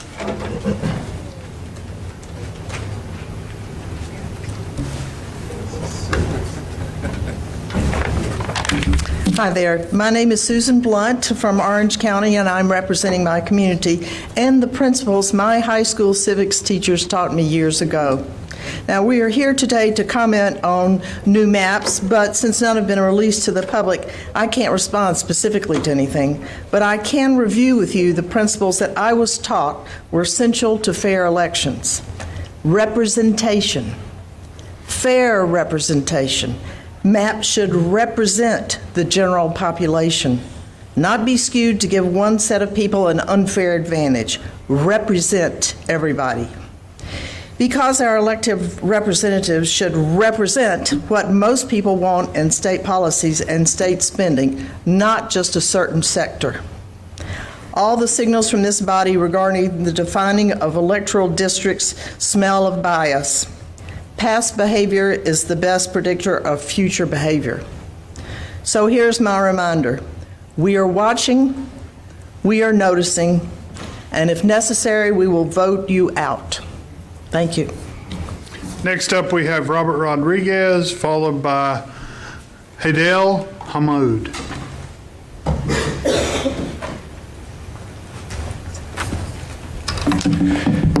Good evening, Mr. Chairman, committee members, thank you. I come as a private citizen. My name is Robert Rodriguez, and there's some great points that have already been made, so I'll try to highlight the ones that really speak to me.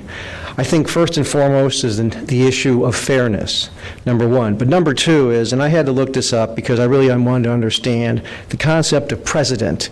Did we not already go through I was going to say recycling, but in a way it is recycling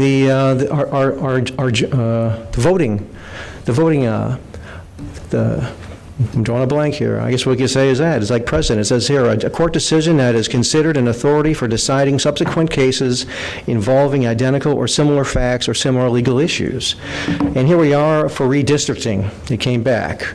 Did we not do this last year? Why are we here? That is the question. And my deep concern is that only 3 meetings, how many millions of North Carolinians who either are working second or third shift are not being represented fairly? I think that's one of the key things that have come up from a number of my fellow citizens. The young man from Mecklenburg, and I think as a concerned citizen, I want to say we want to believe in a good faith effort. But I am deeply concerned by the budgetary process of that provision where members of the General Assembly can block public records. This is not boding well for true, fair redistricting. I think what I would recommend is the following thing. Upon further reflection, you stand down and use the existing maps. The fact that we have precedent, and the only reason that we're here is because of the shift in the Supreme Court from last year. I think if that had stayed the same, we would not be here, and you could focus on other problems and other issues that this state has and needs your immediate attention. So, please include all members of all North Carolinians. 3 meetings is not enough. Second, third shift people are humans too, and I want to thank you all for your time, and also to remember that the young folks who are bearing the torch we pass to them are watching and are waiting on us. Thank you. Okay. Next up, Haidel Hammoud, followed by Gabby McKinley.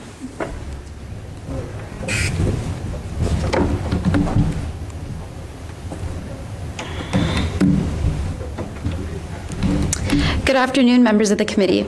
My name is Hadiel Hammoud, and I am a resident of Durham, North Carolina, and the Triangle Community Organizer for Muslim Women For, which is a grassroots organization that works statewide to build power within the Muslim community. Now, when I moved to North Carolina 5 years ago, I got to see the richness and growth of this state in person for myself. And in the most recent census, our state has had the 3rd highest numerical growth in population in the country. And this growth is true for the Muslim community here as well. According to Pew Research Center, Muslims are the most racially and ethnically diverse faith group in the U.S., and in the next 25 years will be the 2nd largest faith group in the U.S. and the largest in the world. So North Carolina is home to a growing and diverse electorate. So why do I bring all of that up? Protecting the political power of this electorate has become even more imperative in our state. Redistricting has the power to capture our state's growth, give our diverse communities a voice, and ensure that political power is not erased. And the only way to do this, the only way to serve our growing and diverse community, is to implement a transparent and meaningfully accessible, including linguistically accessible, redistricting process. And instead, as you've heard repeatedly, we have had 3 meetings across the entire state of North Carolina, and a process that has left our community confused, out of the loop, and silenced. So here are the facts. Fair maps are a bipartisan issue. Former presidents from Barack Obama to Ronald Reagan agree that gerrymandering is undemocratic. 2, this is what the voters want. A 2017 poll by the Nonpartisan Campaign Legal Center found that 71% of voters oppose permitting politicians to draw partisan maps. And 3, increasing access and transparency increases public trust and confidence in our institutions. Right now, you have the incredible privilege of serving North Carolinians. You have the privilege of upholding our constitutional right to fair representation. And you have the privilege of upholding our democracy. Please use your power to make fair and transparent redistricting a reality. And if you don't, we the people will do it, and we'll do it without you. Thank you. Okay, next up we have Gabby McKinley, followed by William Brooks. Gabby's not here. Next up we have William Brooks, followed by Alana Whitt.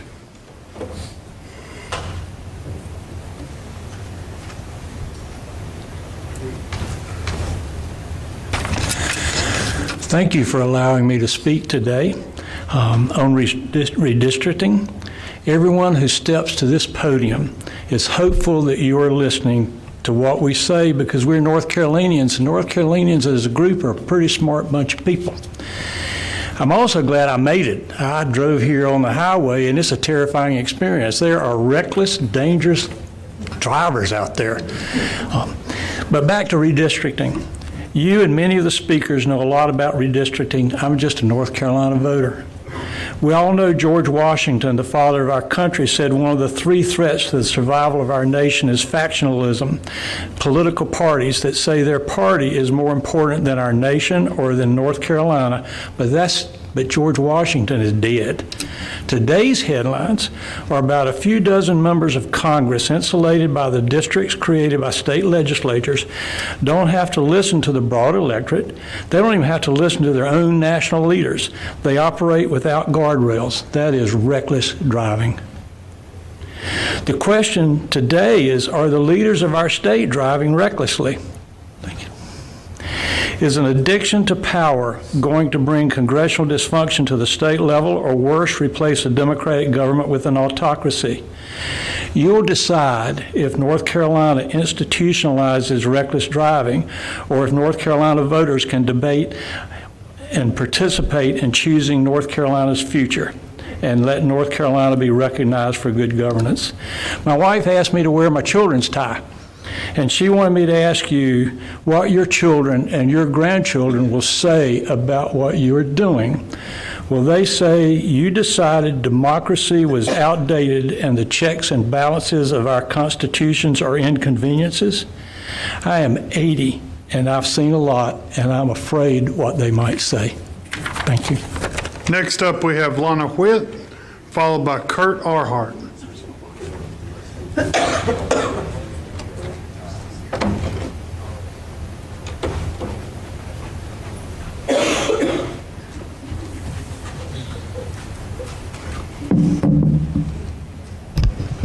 Lana Witt, Wake County Registered Voting Resident. Thank you, members of NCGA Joint Redistricting, for welcoming individuals like myself. What does this one voting mom want? Taxation with representation and no gerrymandering. Here in Wake County, we painfully and increasingly understand taxation, so that's clear. The definition of gerrymander is to manipulate the boundaries of an electoral constituency so as to favor one party or class. The narrative of prominent state propaganda newspapers and many public comments today and years past revolve around this word gerrymander. As a tax-paying family in Wake County, wife to a voting, naturalized citizen husband who left communism, and mom to two school-aged mixed-race students, let me state, our family's fiscally and socially conservative and classical education values are not represented well according to those values nor voter registration demographics in this strong county of Wake. In 2020, 1 out of 16, 6% of our Wake County General Assembly members consistently represented our family's fiscally and socially conservative and classical education values. In 2022, that changed to 1 out of 19, less than 5%. Tell me, do those election results reflect taxation with or without representation of our family's values? Does it reflect gerrymandering to favor one party or class here in Wake County? In 2022 general election, Wake County had over 713,000 registered voters. Of those, 42% were registered unaffiliated to any political party, 35% registered Democrat, and 22% registered Republican. Thank you. Thank you. Next up, we have Kurt Arhart, followed by Barbara D'Antoni.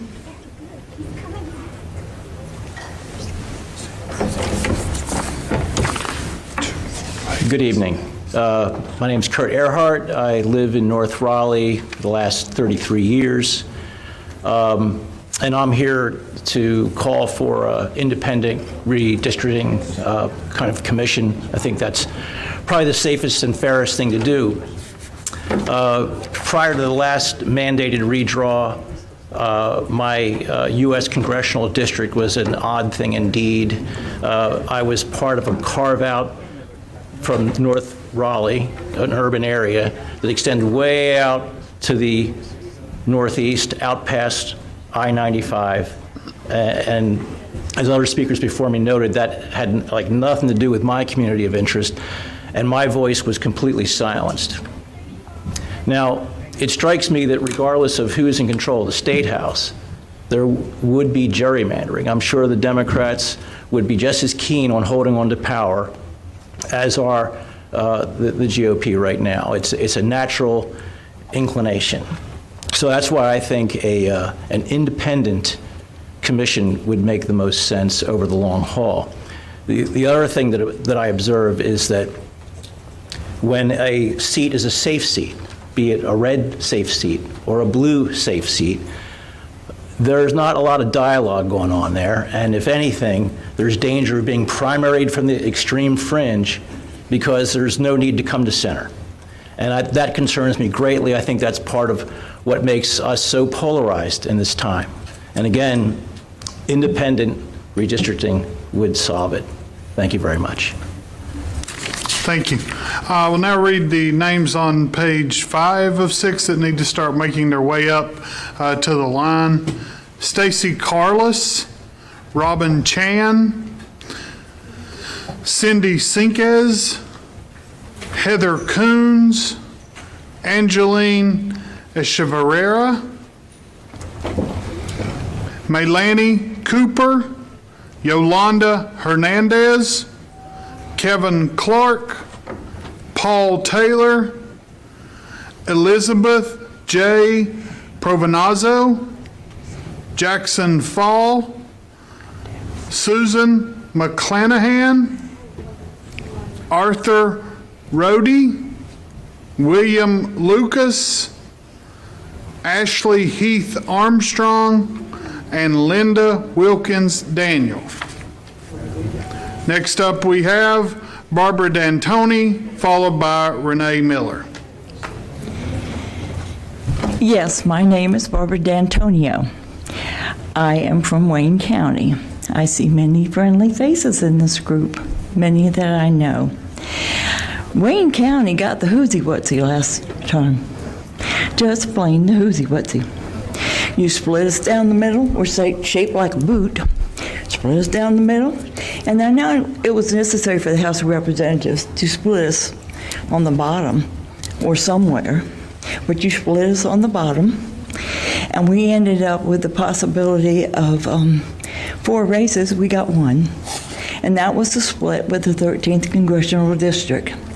We don't need to be there. That lady earlier said that they went clear to Johnson County. Well, I hate to inform her, but she got half of Wayne County too, so she surely doesn't want to be with us. And then we got the other half. We went with Congressional District 3, which goes clear to the ocean.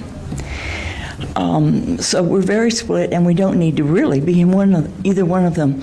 They also double bunked our House of Representatives, and so with doing that, and they did that in one night, they changed it. Doing that, they gave one of the House of Representatives R7, so who do you think won? So when you're asking you to be fair, it's not anything wrong with looking at the racial impact as well as the political impact. I know they got all these rules and regulations, but there are, there's a time and a place, and you need to be fair. And we have almost half of our representation, we're not even represented by anybody. So thank you for inviting us, but I'm wondering, what are we doing here when we don't even have a map to argue with you about? Are you really listening to us? Are you really hearing us? And here goes the stop sign, so thank you. Next up, we have Renee Miller, followed by Cyrene Jasmine.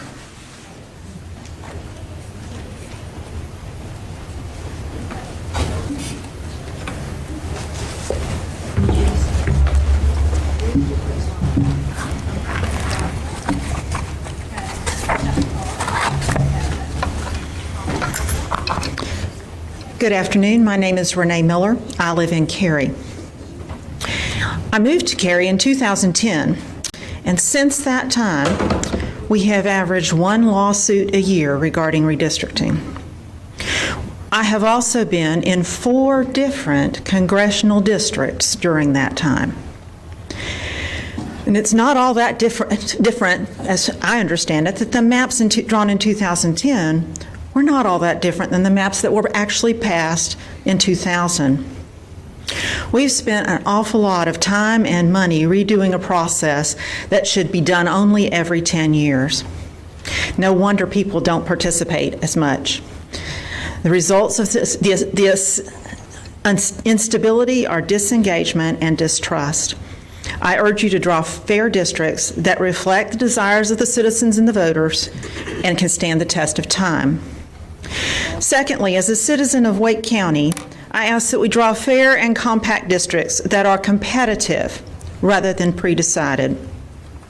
The opportunity for vigorous races will be healthy for us. We should not be used to balance the rural-urban divide. We ask that you make competitive districts that have the opportunity for greater viewpoint diversity within the Wake County delegation to the General Assembly. Thank you. Thank you. Next up, Saeen Jasmine, followed by Stacy Carlos.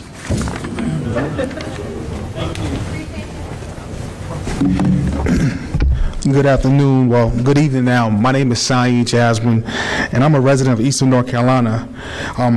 Most notably, I'm part of several civil groups, but I advocate for black voters. I'm speaking to make sure that this is compliant with the Section 2 of the Voting Rights Act. We see what's going on in Alabama. We implore you to honor our communities of interest and to protect black voters. We shouldn't even be doing this right now. We did this a year or 2 ago. But this time, this process is worse.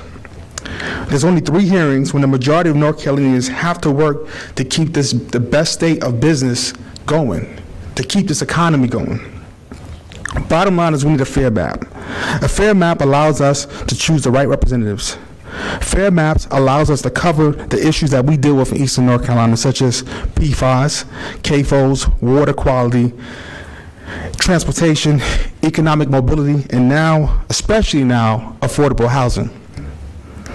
So before I leave here, I want to make it clear that we don't need racial gerrymandering or no political gerrymandering.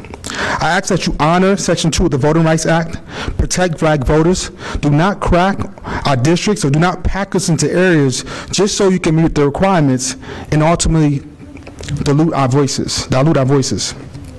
I believe in the old adage, you do unto others as others will do unto you. I ask that you have more hearings in other parts of the state. Also, allow public hearings when the maps are done. Give us an opportunity to get feedback after the maps are done. Lastly, we need an independent redistricting commission that will save us time in the long run.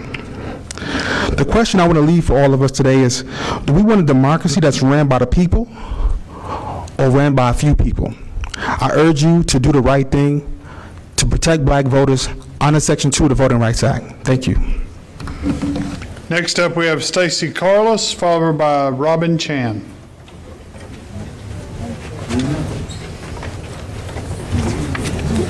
Good evening. My name is Stacy Carlos, and I comment today on behalf of NC Counts Coalition, a nonpartisan organization building a healthy, just, and equitable North Carolina through cross-sector partnerships that advance systemic solutions for communities facing systemic barriers. Our organization supported a complete and accurate 2020 census count, and we have more than 120 mostly BIPOC-led member organizations across the state, including many here in the Triangle. Last week, we hosted a statewide convening with more than 150 participants.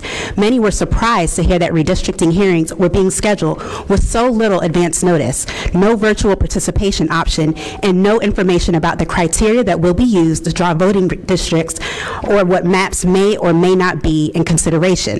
The process discourages and prevents meaningful participation. As an organization dedicated to promoting equity, we strongly suggest that the committee consider race data in order to make sure historically disenfranchised communities can elect candidates of their choice based on communities of interest. According to the U.S. Census Bureau 2022 American Community Survey one-year estimates, 38% of North Carolinians identify as Black, Native American, Asian or Pacific Islander, Hispanic, or multiracial. If the committee fails to consider race data and the history of racial discrimination in voting, we will not be able to ensure fair maps that are representative of a substantial portion of our population. Transparency is key in building trust in the redistricting process.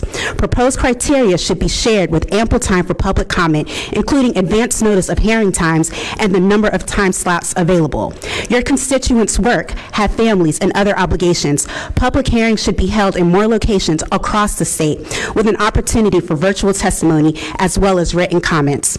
Hearings should also offer interpretation and translation for residents whose primary language is not English. North Carolina's greatness is rooted in its diversity, and our democracy calls for the inclusivity of all North Carolinians in the political process.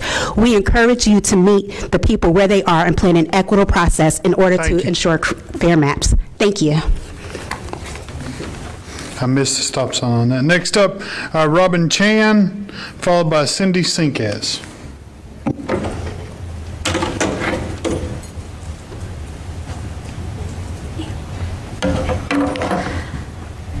Good afternoon, members of the Redistricting Committee. My name is Robin Munasato Chan. I lead my company's Asian American Resource Group. I'm a mom of 2 boys, and I'm a resident of Cary in Wake County. In the 28 years that I have lived here in the Triangle, I have seen myself go from invisible to watching a diverse community of East Asian, South Asian, and Southeast Asian North Carolinians grow and form here. I have also celebrated with my community to witness the first election of several representatives who look and have a shared experience with my family and I. As a 4th-generation Japanese American who grew up with Asian American government representatives in California, I am here to speak for many in my Asian American community who struggle to keep abreast of voting and redistricting changes in this rapidly growing area.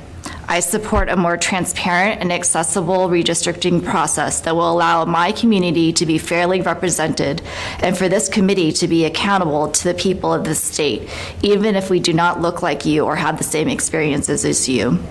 Thank you for hearing my hope for increased representation in government of my Asian American community here in the Triangle.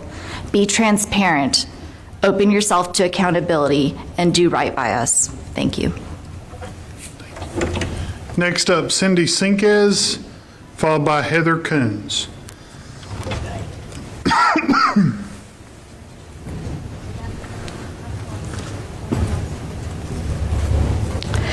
Good evening, I'm Cindy Sinkes. I've lived in the Raleigh area for more than 2 decades. And today you're asking us to give you comments about a process that you have not given to us. So, the only thing that we can do is stand up here and plead with you to let us pick our leaders. Let us choose our legislators.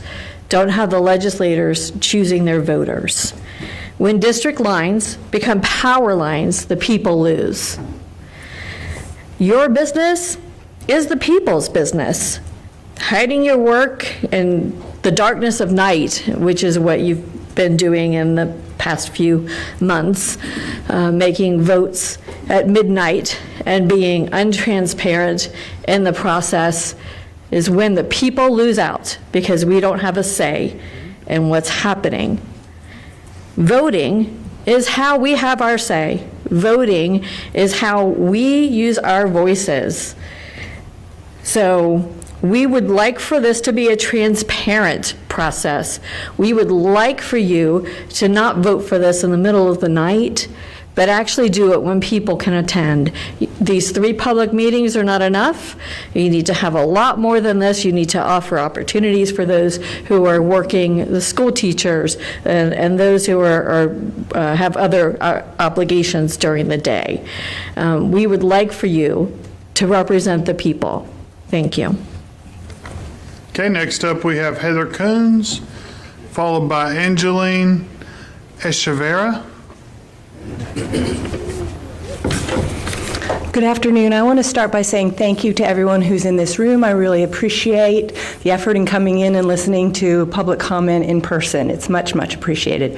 I've lived in North Carolina for more than 30 years, and I vote in every election. I just have a few very simple, I think pretty straightforward requests echoed by others, or echoing others. First, we all know that North Carolina is a purple state.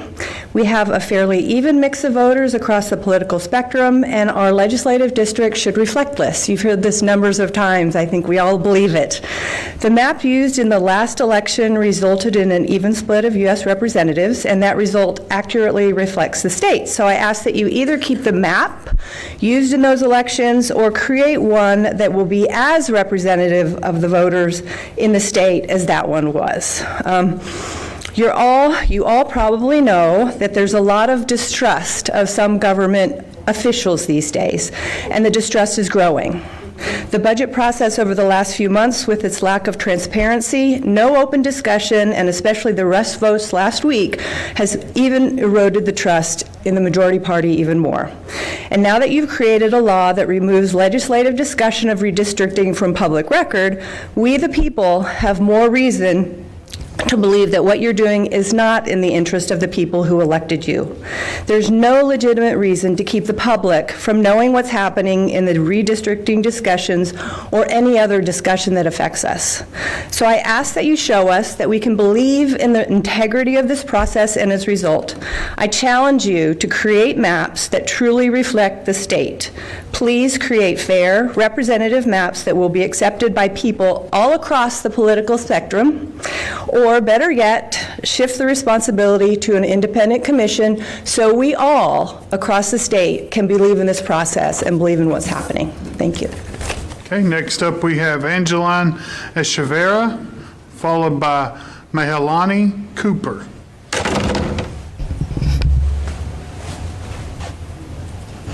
My name is Angeline Echeverria. I have lived in Brentwood in Raleigh and been active in the Latino community for about 10 years. Many of my neighbors are immigrants, or like myself, children of immigrants. Looking at the businesses lining Capitol Boulevard and New Hope Church Road, you see the influence of many countries from Latin America, the Caribbean, Asia, and Africa. We deserve districts that take into consideration the common experiences of migration, language barriers, and the racial and ethnic discrimination that unites us with established Black communities in our area. Local housing options include single-family homes, duplexes, mobile home parks, and low-cost hotels that some families rely on due to the lack of affordable housing. Many of my neighbors are being pushed out despite having contributed to the vibrant businesses, infrastructure, and construction that is drawing newcomers in. Our district should unite communities affected by gentrification to be able to elect candidates who understand the realities of struggling to make ends meet. U.S. Census Bureau data shows that North Carolina is at least 10.5% Hispanic. Despite this, our state has never elected a Hispanic congressperson, and we currently don't have any state legislators, to my knowledge, who identify as Hispanic. North Carolina is an increasingly more diverse state with an increasingly more diverse electorate. But this diversity isn't reflected in the state legislature. We deserve a redistricting process that actively acknowledges our community's growth, promotes racial equity, and includes immigrants. Information should be disseminated widely among ethnic media, more hearings should be held, and interpretation services should be offered. Thank you for considering my testimony. Next up, we have Mahalani Cooper, followed by Yolanda Hernandez.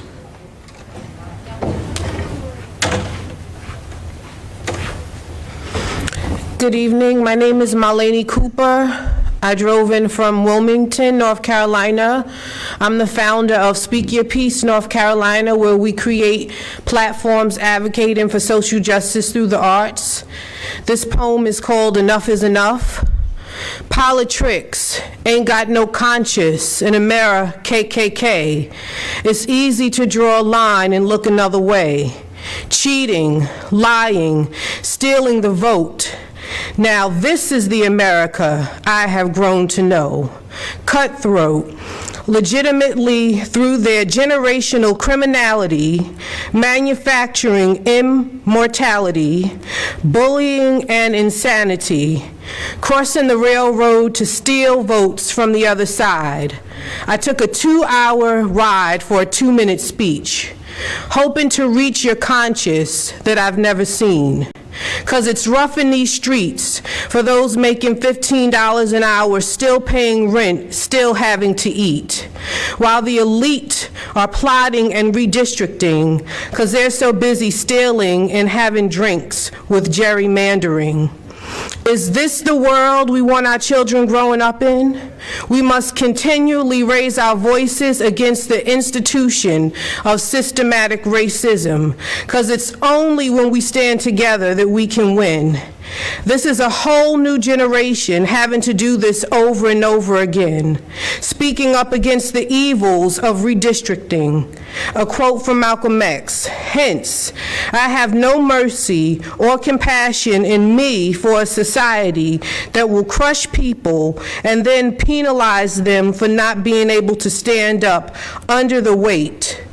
My question to the General Assembly: is this the recipe to make America great? Thank you. Thank you. Next up, we have Yolanda Hernandez, followed by Kevin Clark.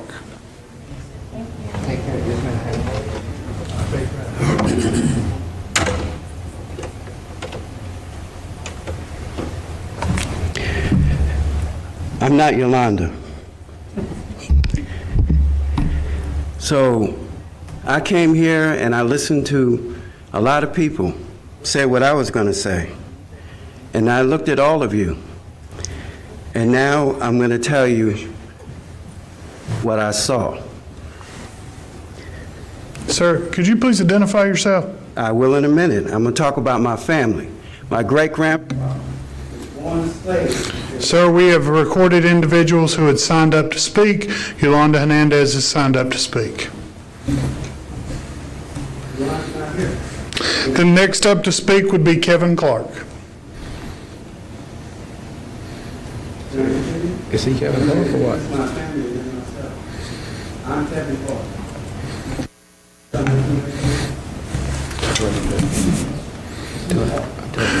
Recognize Kevin Clark to speak. My great-grandfather was born in Willoughby, North Carolina. Mic's off. Can you hear me? Mic's off.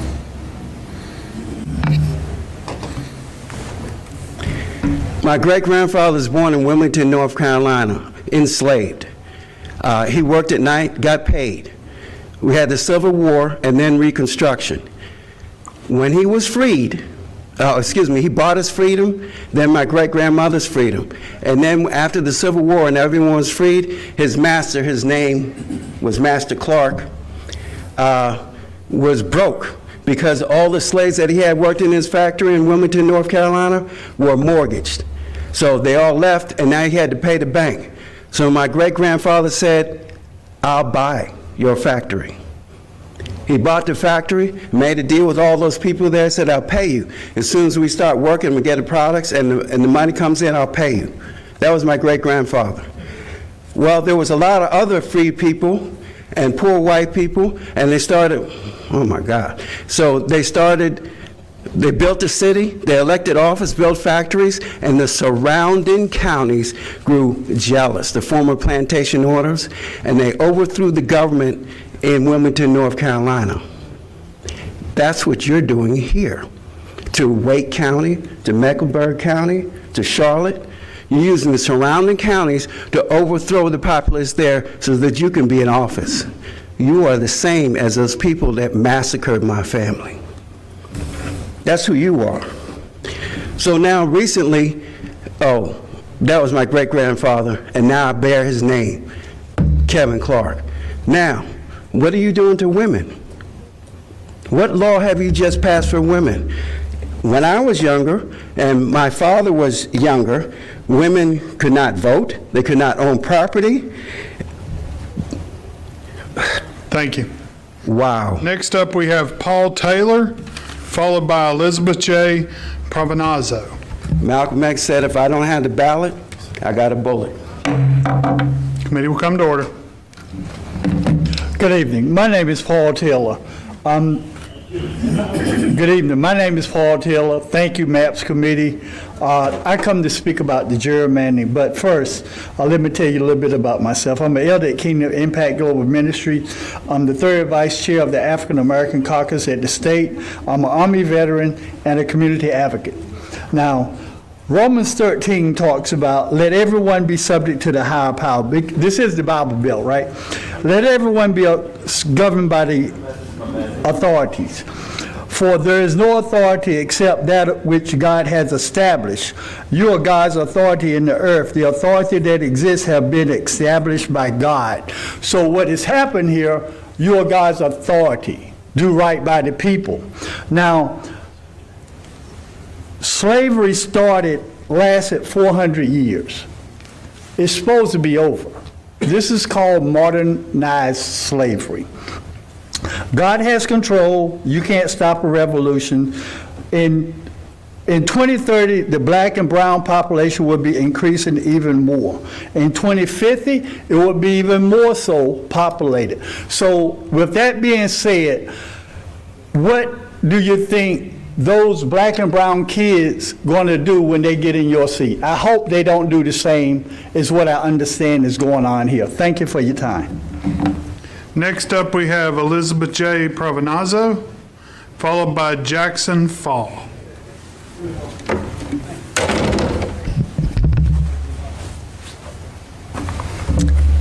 Thank you, Mr. Chairman and committee members. My name is Elizabeth Provenzano, and I'm here to represent myself. I live in Wake County, where the population has grown 33% since the 2010 census and continues to grow. Raleigh and the Triangle are urban areas anchored by prestigious research universities, which include young voters. I would like the redistricting maps to reflect that change and to be responsive to voters. For example, the majority of North Carolinians are in favor of reproductive rights, 54%. Of North Carolina voters surveyed in May of this year do not support SB 20, which addresses access to abortion. Additionally, North Carolina voters support various policy proposals for gun safety, including red flag laws, 78%, and background checks, 89%. It was only 2 weeks ago that students from UNC gathered at the Legislative Building to express their backing for gun safety laws, which came in the wake of a campus lockdown and the tragic loss of a professor. These issues have not been addressed by the state legislature or by the House of Representatives. People in my district and across the state want solutions, not division.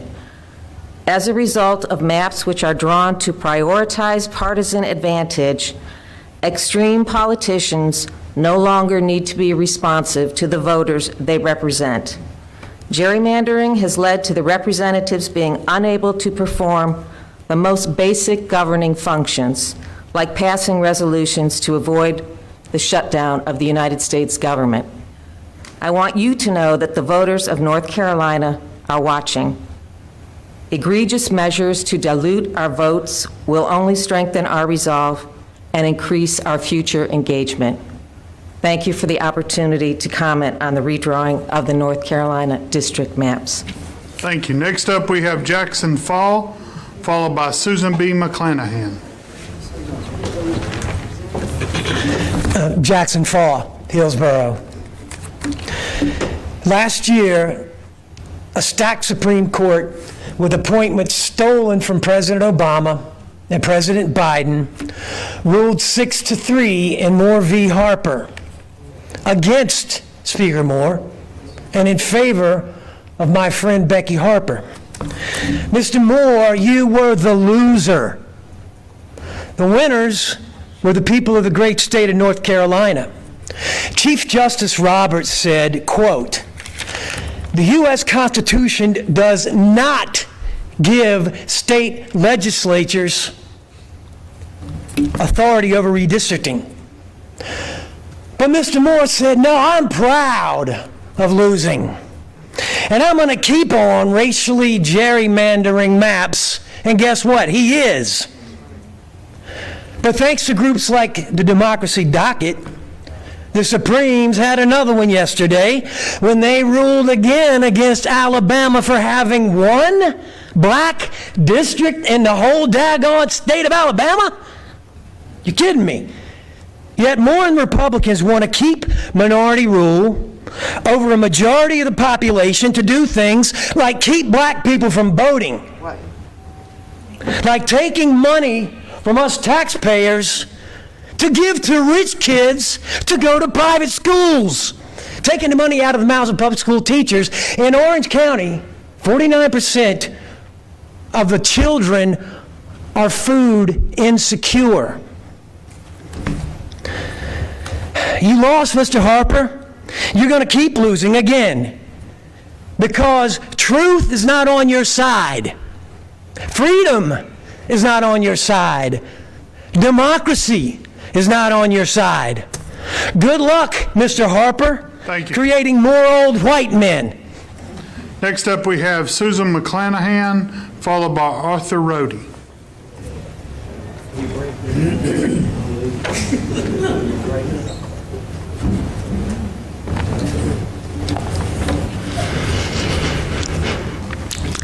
I'm Susan B. McClanahan from Orange County. Majority legislators, thanks for this chance to comment. I support all transparency recommendations that were submitted to you on September 25th by a coalition of 50 NC voting advocacy groups. Imagine a new voter just turned 18, excited to take part in her civic duty. She is determined to vote for the Republican candidate in her congressional district. She arrives at the voting place, looks at her ballot, and sees there is only a Democrat running for this office. So many Democrats have been packed into her district that no Republican wanted to spend the effort and the money to run. Another young new voter is excited as well and wants to vote for the Democrat in his congressional district.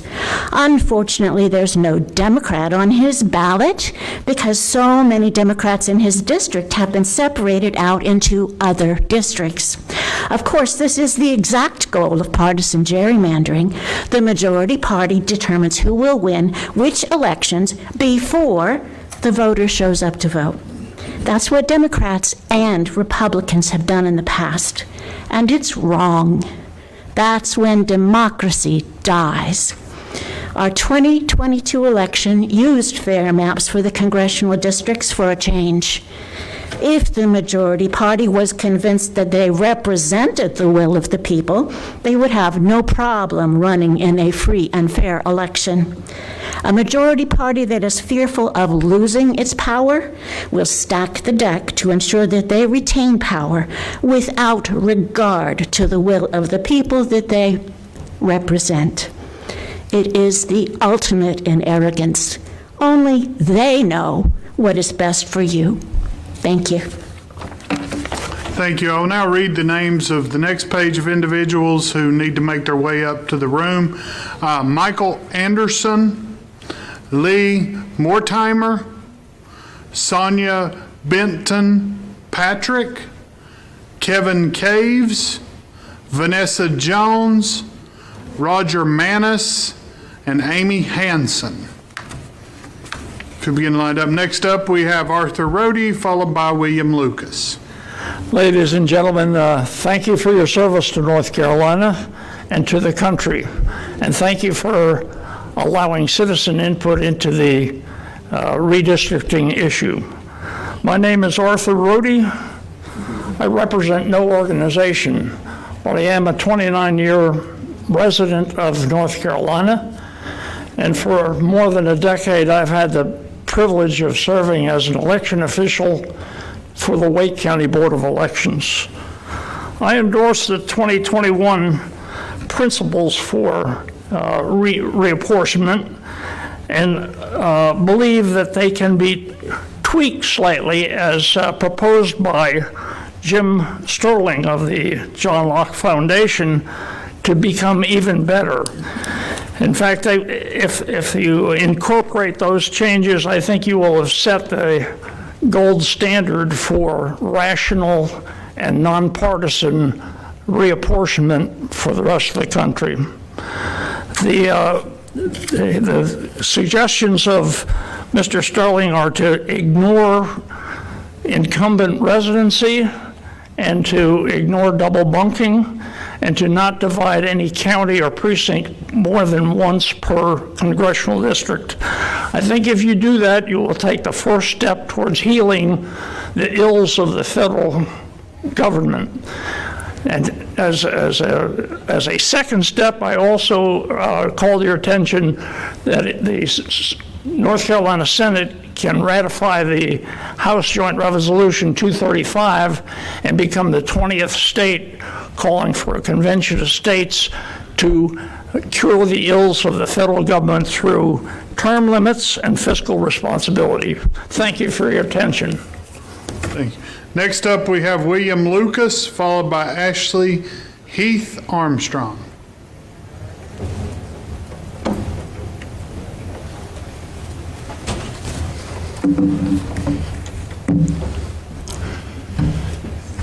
Good evening. My name is William Lucas, and I'm pastor of First Chronicles Community Church in Durham, North Carolina.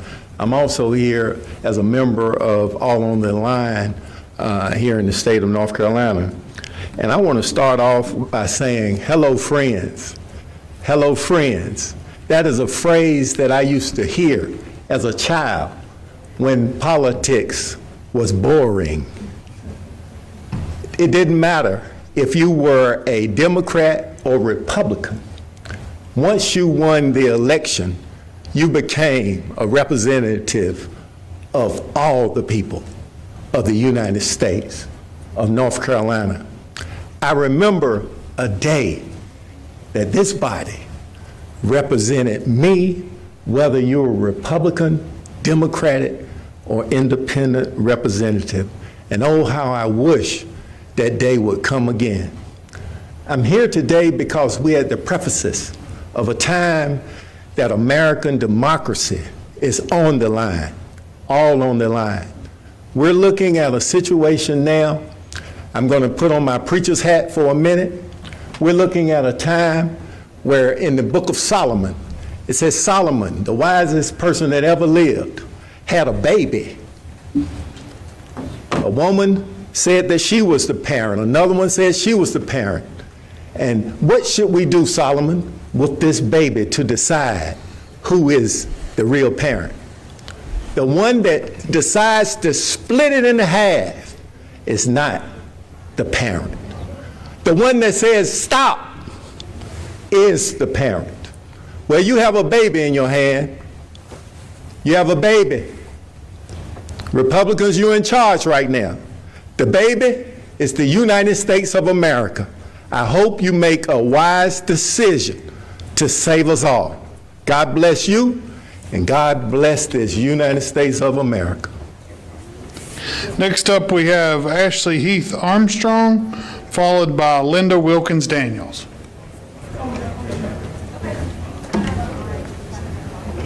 Ashley Heath Armstrong, not present. Okay. Linda Wilkins Daniels. Good evening. Thank you for allowing me the opportunity to speak here this afternoon. My name is Linda Wilkins Daniels, and I live in Wayne County, actually from Goldsboro, part of the 13th Congressional District. I have never spoken in a redistricting hearing, but today I felt compelled to be here since there is so much chaos in our politics today that flows out into the streets and the schools, you know, of the entire state. So I feel like I had to come here because this maps, it makes a difference in how we are treated. We are supposed to be a Democratic Republican, a Democratic Republic. That's what I've been told that we live in, but it seems like issues are going on, decisions are being made, and we're going further and further away from democracy. And I want to make sure that we treat every citizen fairly when they go out and vote. I'm really concerned about intentional gerrymandering because it destroys democracy. Drawing maps should not be a partisan issue. My question is, who are the map designers? Who pays for the districts to be drawn? Supposedly it's an independent company. How do we know the company is independent and unaffiliated? Republicans have bragged openly about the fix being in, that their district already gerrymandered, so they don't have to vote. I'm sorry. Thank you. Thank you for your time. Michael Anderson, followed by Lee Mortimer.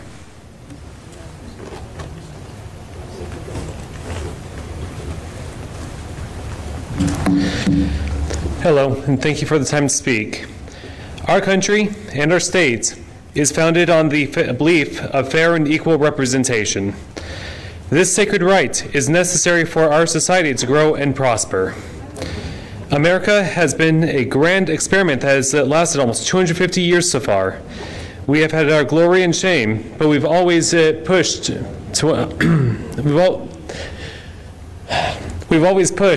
have the sacred right center in our society.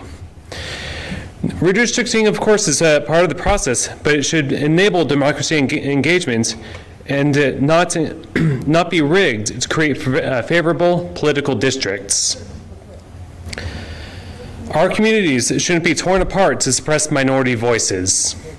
I would like to ask to draw these districts without breaking up existing communities and to avoid gerrymandering.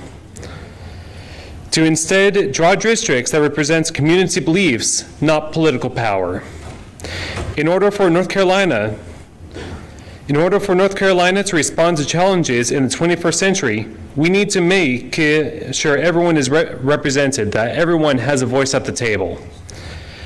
Our constitution, our national constitution calls for it, our state constitution calls for it. We should do what is right, not what is politically convenient. The people should choose our representatives, not the other way around. Thank you for your time. Members of the committee, it's my understanding that Ann Webb with Common Cause North Carolina signed up today to speak, but did not check in, but is in room 544. So if she will make her way up to the lineup as well, we will call her in the order she signed up. Next up, we have Lee Mortimer, followed by Sonia Benton Patrick.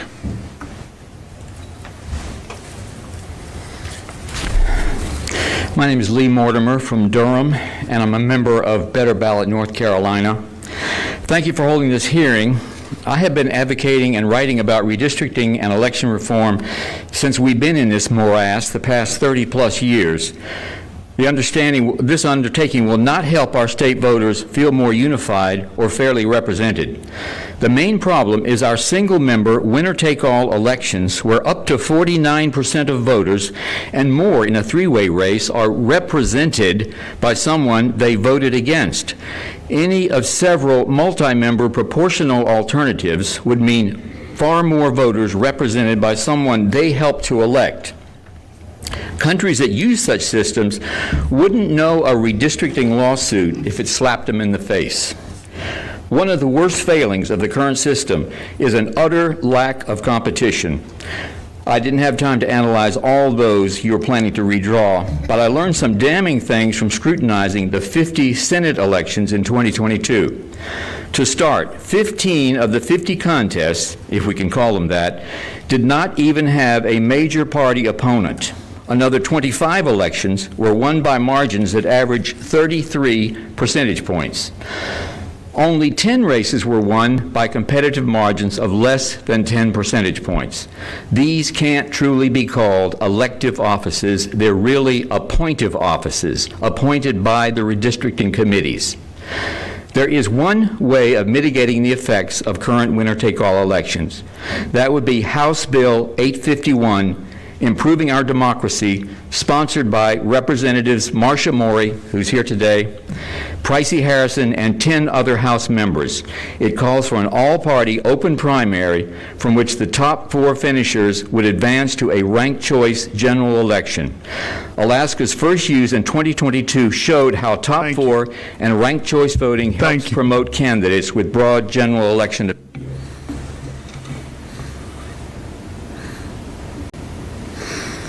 Next up, we have Sonia Benton Patrick, followed by Kevin Caves.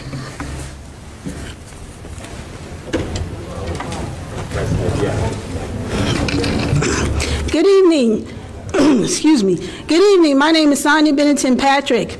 I currently chair the National Black Leadership Caucus Southeastern Region. I reside in Wilmington, North Carolina, in New Hanover County, where the only successful government takeover took place in 1898, massacring American citizens. After that massacre, they came to this very building, the North Carolina General Assembly, and began to gerrymander and redistricting, imposing voter suppression. And we hope that those who impose this voter suppression by redistricting and gerrymandering have not resurrected in 2023 to continue these evil deeds imposed on African Americans.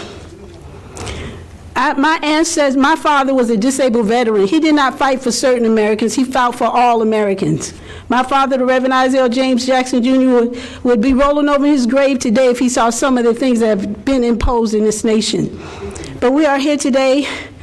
We hope, we can't dwell on the past, but we hope, we demand fair maps for all citizens, and we will hold legislation accountable. Thank you for listening.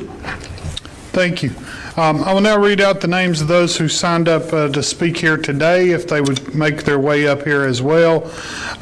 John Hinton, Cammie Buckley, Sylvia Barnes, John Harlook, Jimmy Patel Wynn, Reverend Margaret E.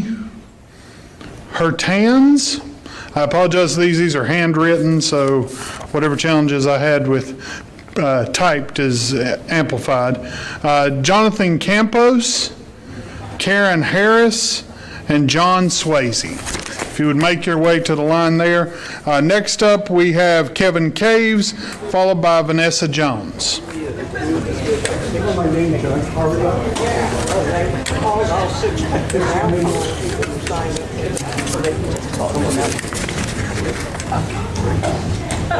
John Harlook, I called to line up for the speaking. Okay, Kevin Caves not present. Okay, Vanessa Jones. You're recognized. Anna Webb will be next.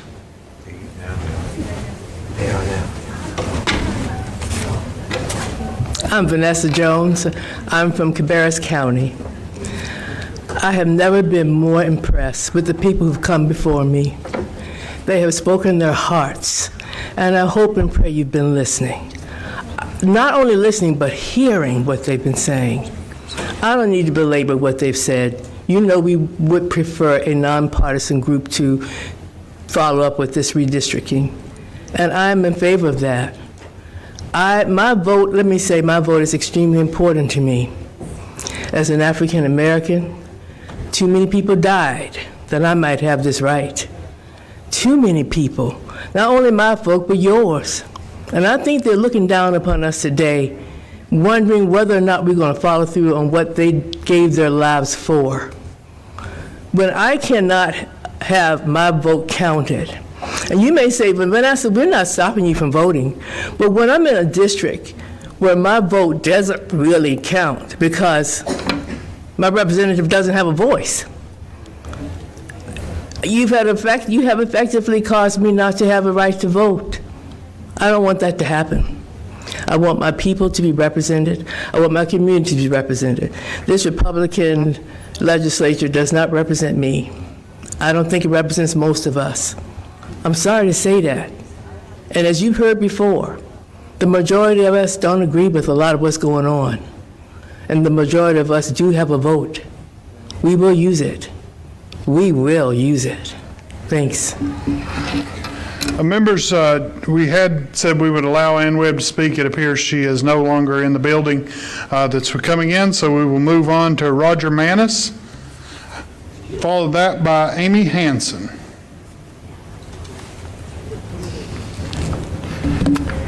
Hello, thank you for this opportunity and for your time. I'm a longtime member of the community in North Carolina, having voted here since the mid-1970s. I'm old enough to remember when the Democratic Party was in control of the legislature and they engaged in some gerrymandering, and I did not like it then, and I agreed actually with some of the Republican members who complained about it and even proposed an independent commission. I still feel the same way. We should have an independent commission. Especially now when the gerrymandering has been supercharged by technology.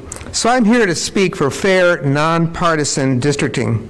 Now, given our democratic principles, what fair means depends on how we answer two questions. One question is, what do we mean by democracy? And the other question is, how important is our commitment to democracy? Now, democracy, I think we'll all agree, is a system of representative government where the people's will is generally reflected. That means that legislators do not choose their voters, and that there's true transparency, because as Thomas Paine said, sunshine is the best disinfectant. And that leads to legislators needing to reach across the aisle, seek common ground, and even compromise to move forward, and not just compromise within their own party caucus. So let's face it, none of us have a corner on the truth. Do you agree with that? Then how important is this commitment to democracy? I bet everybody in this room at one time or another has espoused the importance of democracy to our children, our grandchildren, to civic organizations. But now we ask, do we still hold on to that commitment? And is there some other commitment which some of us feel is so important that we can set aside our commitment to democracy? And if so, what is that other commitment? And are we willing to acknowledge that to others? So thank you. Next up, we have Amy Hansen, followed by John Hinton.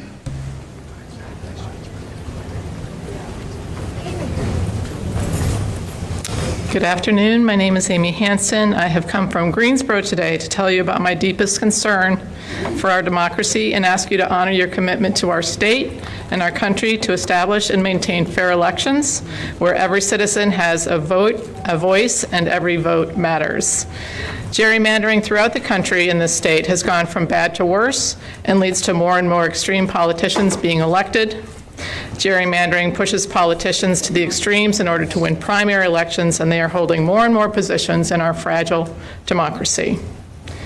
These extreme politicians do not represent the majority of voters, but hold our country hostage, as can be seen with what is happening with funding the federal government right now, when even the Republican majority in the House cannot agree on a funding plan. Political extremism is also resulting in violence against our election officials. Election officials are resigning as a result. In addition to these concerns is the taxpayer money wasted on litigation because of extreme redistricting maps. Judicial redistricting fights cost North Carolinians millions of dollars, time and money that could be better spent helping the people of our state. I truly believe we live in a great country, but I also truly believe that our greatness lies in our democracy, and our democracy is fragile and cracking due to gerrymandering. Please honor your commitment to this state and this country by creating district lines that are reasonable and fair, stop wasting our taxpayer money, and do your help keep this country a functioning democracy, something that is not a given. History has its eyes on you. Thank you. Next up, we have John Hinton, followed by Cammie Buckley.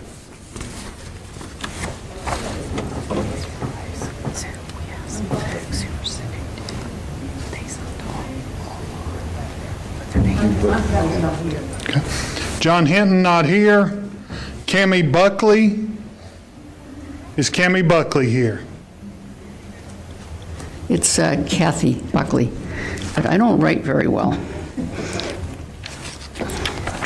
Good afternoon, committee members, and thank you for listening to us today, and thank all of you for being here today, all of my fellow North Carolinians.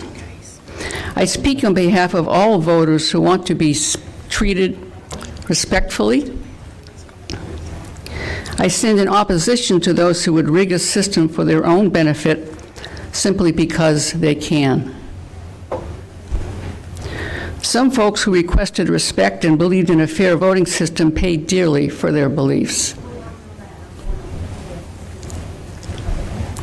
Let us share a moment of silence in honor of those North Carolinians who were humiliated, attacked, murdered in their quest to seek and protect democracy.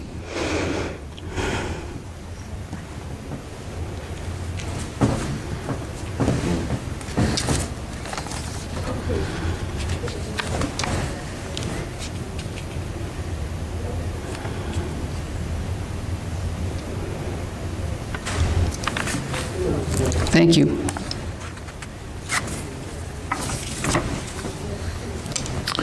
Thank you. Next up, we have Sylvia Barnes, followed by John Harlock. Sylvia Barnes, are you present?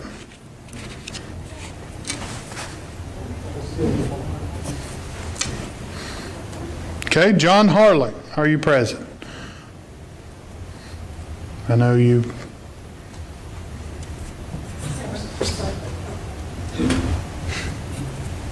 Next up, we'll have Jimmy Patel Wynn, I believe.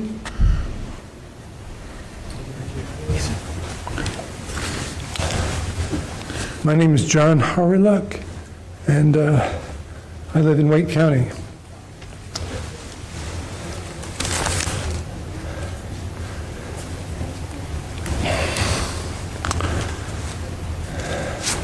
The last time I looked at Lincoln's Gettysburg Address, I was amazed by how powerful his words were. And he did it, I think, in one side of a page of paper. So I try to remember that whenever I want to write an essay for you. The shorter is sweeter. I'll try to stay that way. I'm ashamed of what Wake County government and what you've done with this issue. This is real life. Most people don't understand how much harm a local politician can do to their life. I'm not going to go into a long list, but I feel it's my responsibility to keep up with the news and to hold you accountable for what I hear. I'm not going to have enough time, so I'm going to try to make a couple of points quickly.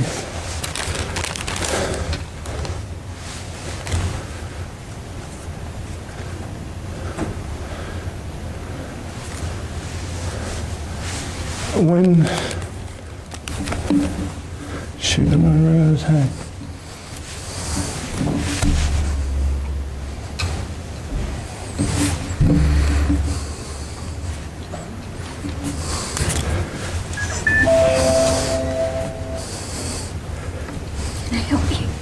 I'm okay. Thank you. That's for coming in.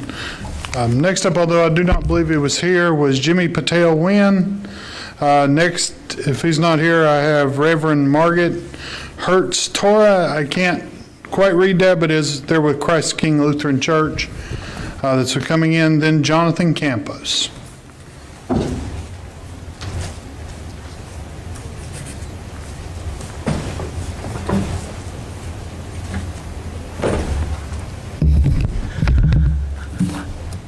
Good evening, ladies and gentlemen. My name is Margaret Hertz Lane. I'm a retired Lutheran pastor, and I'm currently a member of Christ the King Lutheran Church in Cary. In 1787, when our United States Constitution was written and adopted, only white men owning property were allowed to vote. In 1868, after the Civil War, the 14th Amendment of the Constitution was adopted and ratified by the states. In theory, this allowed black men the right to vote. Later, in 1919, the 19th Amendment was passed and ratified in 1920, allowing women to vote.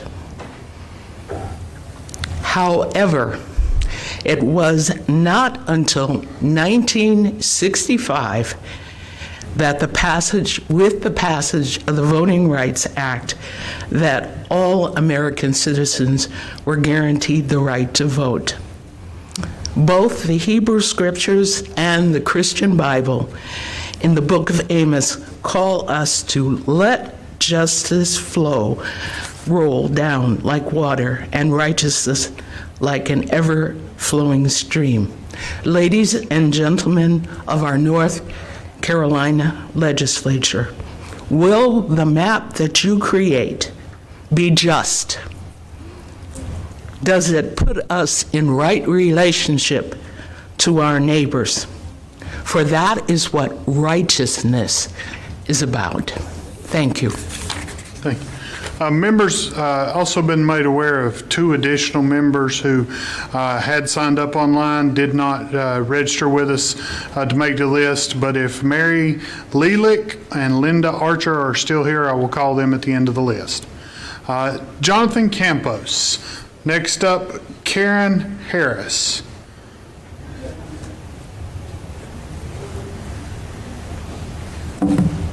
Hello, good evening. My name is Jonathan Campos, a resident of Mitchell County, North Carolina, and I'm the vice chair of the Latinx Caucus for the High School Democrats of America.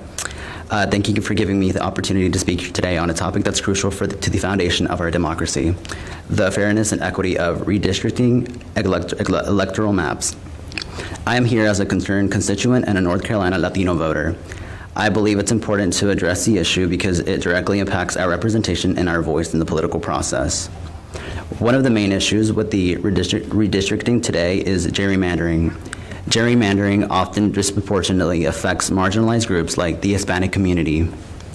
By diluting our voice, voting power, and influence, imagine living in a district where your voice is intentionally weakened through cleverly drawn boundaries, making it less likely for your community's concerns to be addressed by elected officials. This is the reality for many minority communities across the state and country. When our voices are diluted, our concerns about issues like education, healthcare, and civil rights are pushed to the sidelines. But don't you worry, Senator, we will make sure to vote you out. Redistricting should be about representation, not manipulation. It should be about ensuring that communities, particularly marginalized groups, have the opportunity to elect representatives who understand and advocate for their unique needs. But when we allow gerrymandering to persist, it perpetuates inequality and diminishes the diversity of our voices in the political system. We must advocate for a fair and equitable redistricting process that prioritizes the interests of all citizens, regardless of their background or ethnicity. You should be prioritizing supporting electoral maps that show transparency and that are not biased. By doing so, you can create districts that accurately reflect our diverse population and ensure that our state government truly represents us, all of us. Thank you. Thank you. Next up, we have Karen Harris, followed by John Swayze.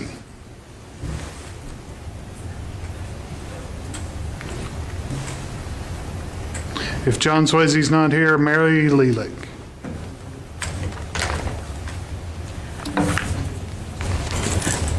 Good evening, Mr. Chairman and members of the committee. I'm Karen Alexander, a resident of Johnston County. I'm speaking here today on behalf of myself and my family, and especially my grown children and grandchildren. I have exercised my right to vote in the 4 states and District of Columbia that I've lived in over the last, I won't say how many, but since I was 18. And I am a proud North Carolinian, not natively so, but proud to be here, want to stay here. I'm the descendant of people who were enslaved in this and 2 other states, people who were denied the freedoms and privileges considered inalienable, but only for very few. My ancestors, the ancestors of women, those of other people of color, those with physical or mental disabilities did not have those same inalienable rights until the last century. How does one enjoy life, liberty, and the pursuit of happiness if not allowed the full participation in our democracy? Electoral maps drawn in a manner that fails to make it possible for every eligible citizen an equal opportunity to vote fails to fulfill the promise of democracy. There is no more fundamental right of our political system than one person, one vote. We are supposed to pick our representatives, not the other way around. Show the respect to North Carolinians we deserve, please, by upholding that principle. My 7-year-old grandson recently asked me, "Nana, why are some white people mean to black people?" He's too young for me to explain the history of racism in America, so I said, "Have you ever played a game with friends when one friend always wanted to win or be the one to go first or wouldn't share the ball?" He nodded yes. "Well," I said, "Thank you. That's what sometimes happens in America." Thank you. John Swayze's not here. We have Mary Leelick and then Linda Archer, if she is here. And that will exhaust a list of those who have signed up.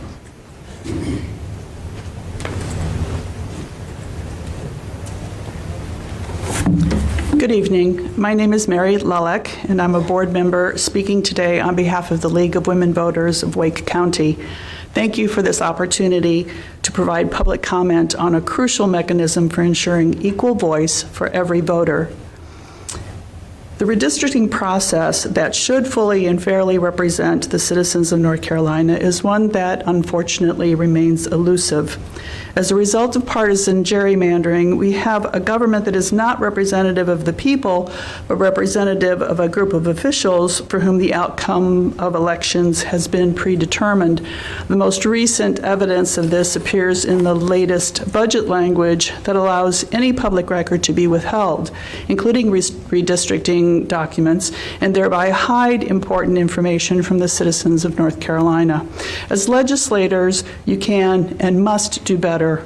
In this round of redistricting, we respectfully ask for transparency and full opportunities for meaningful public comment. We ask for hearings to occur at many locations around the state before and after maps have been released to provide citizens with time to evaluate the information and contribute pertinent feedback on the fairness of the maps you've created prior to a final vote. We ask that these hearings be live streamed to allow participation by those unable to travel or attend an in-person event. We ask that a public comment portal be opened and those comments be made available to the public. We ask that the rationale for final maps be explained to citizens in an open and transparent manner.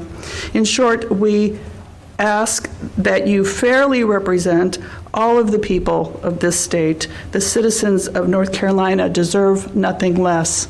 Thank you. Thank you. And Linda Archer.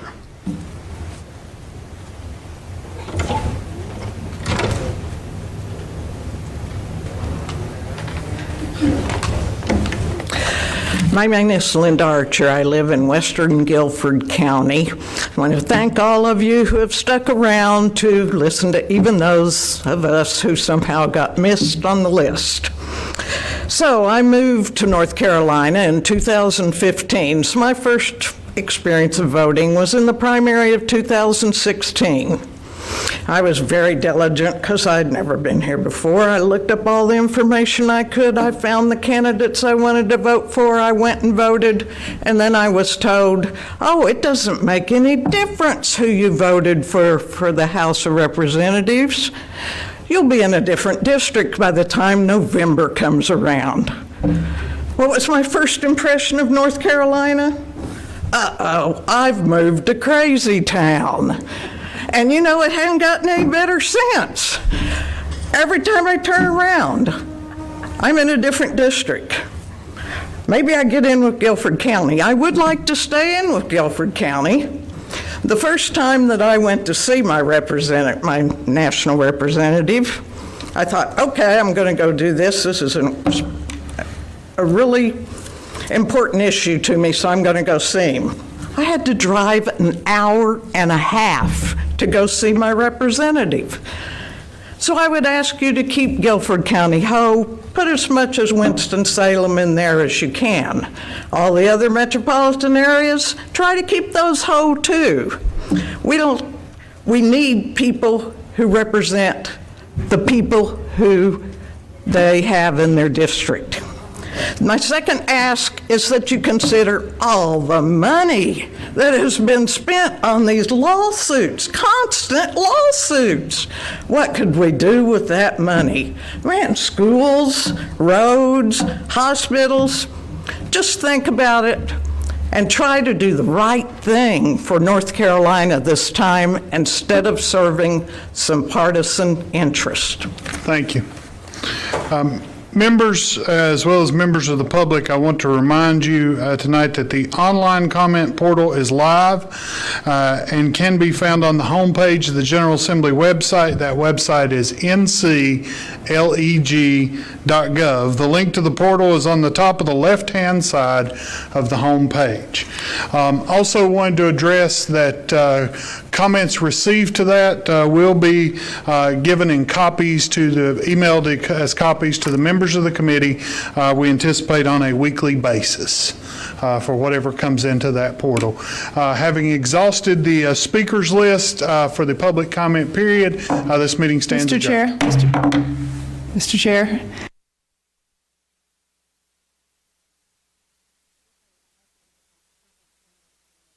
As well?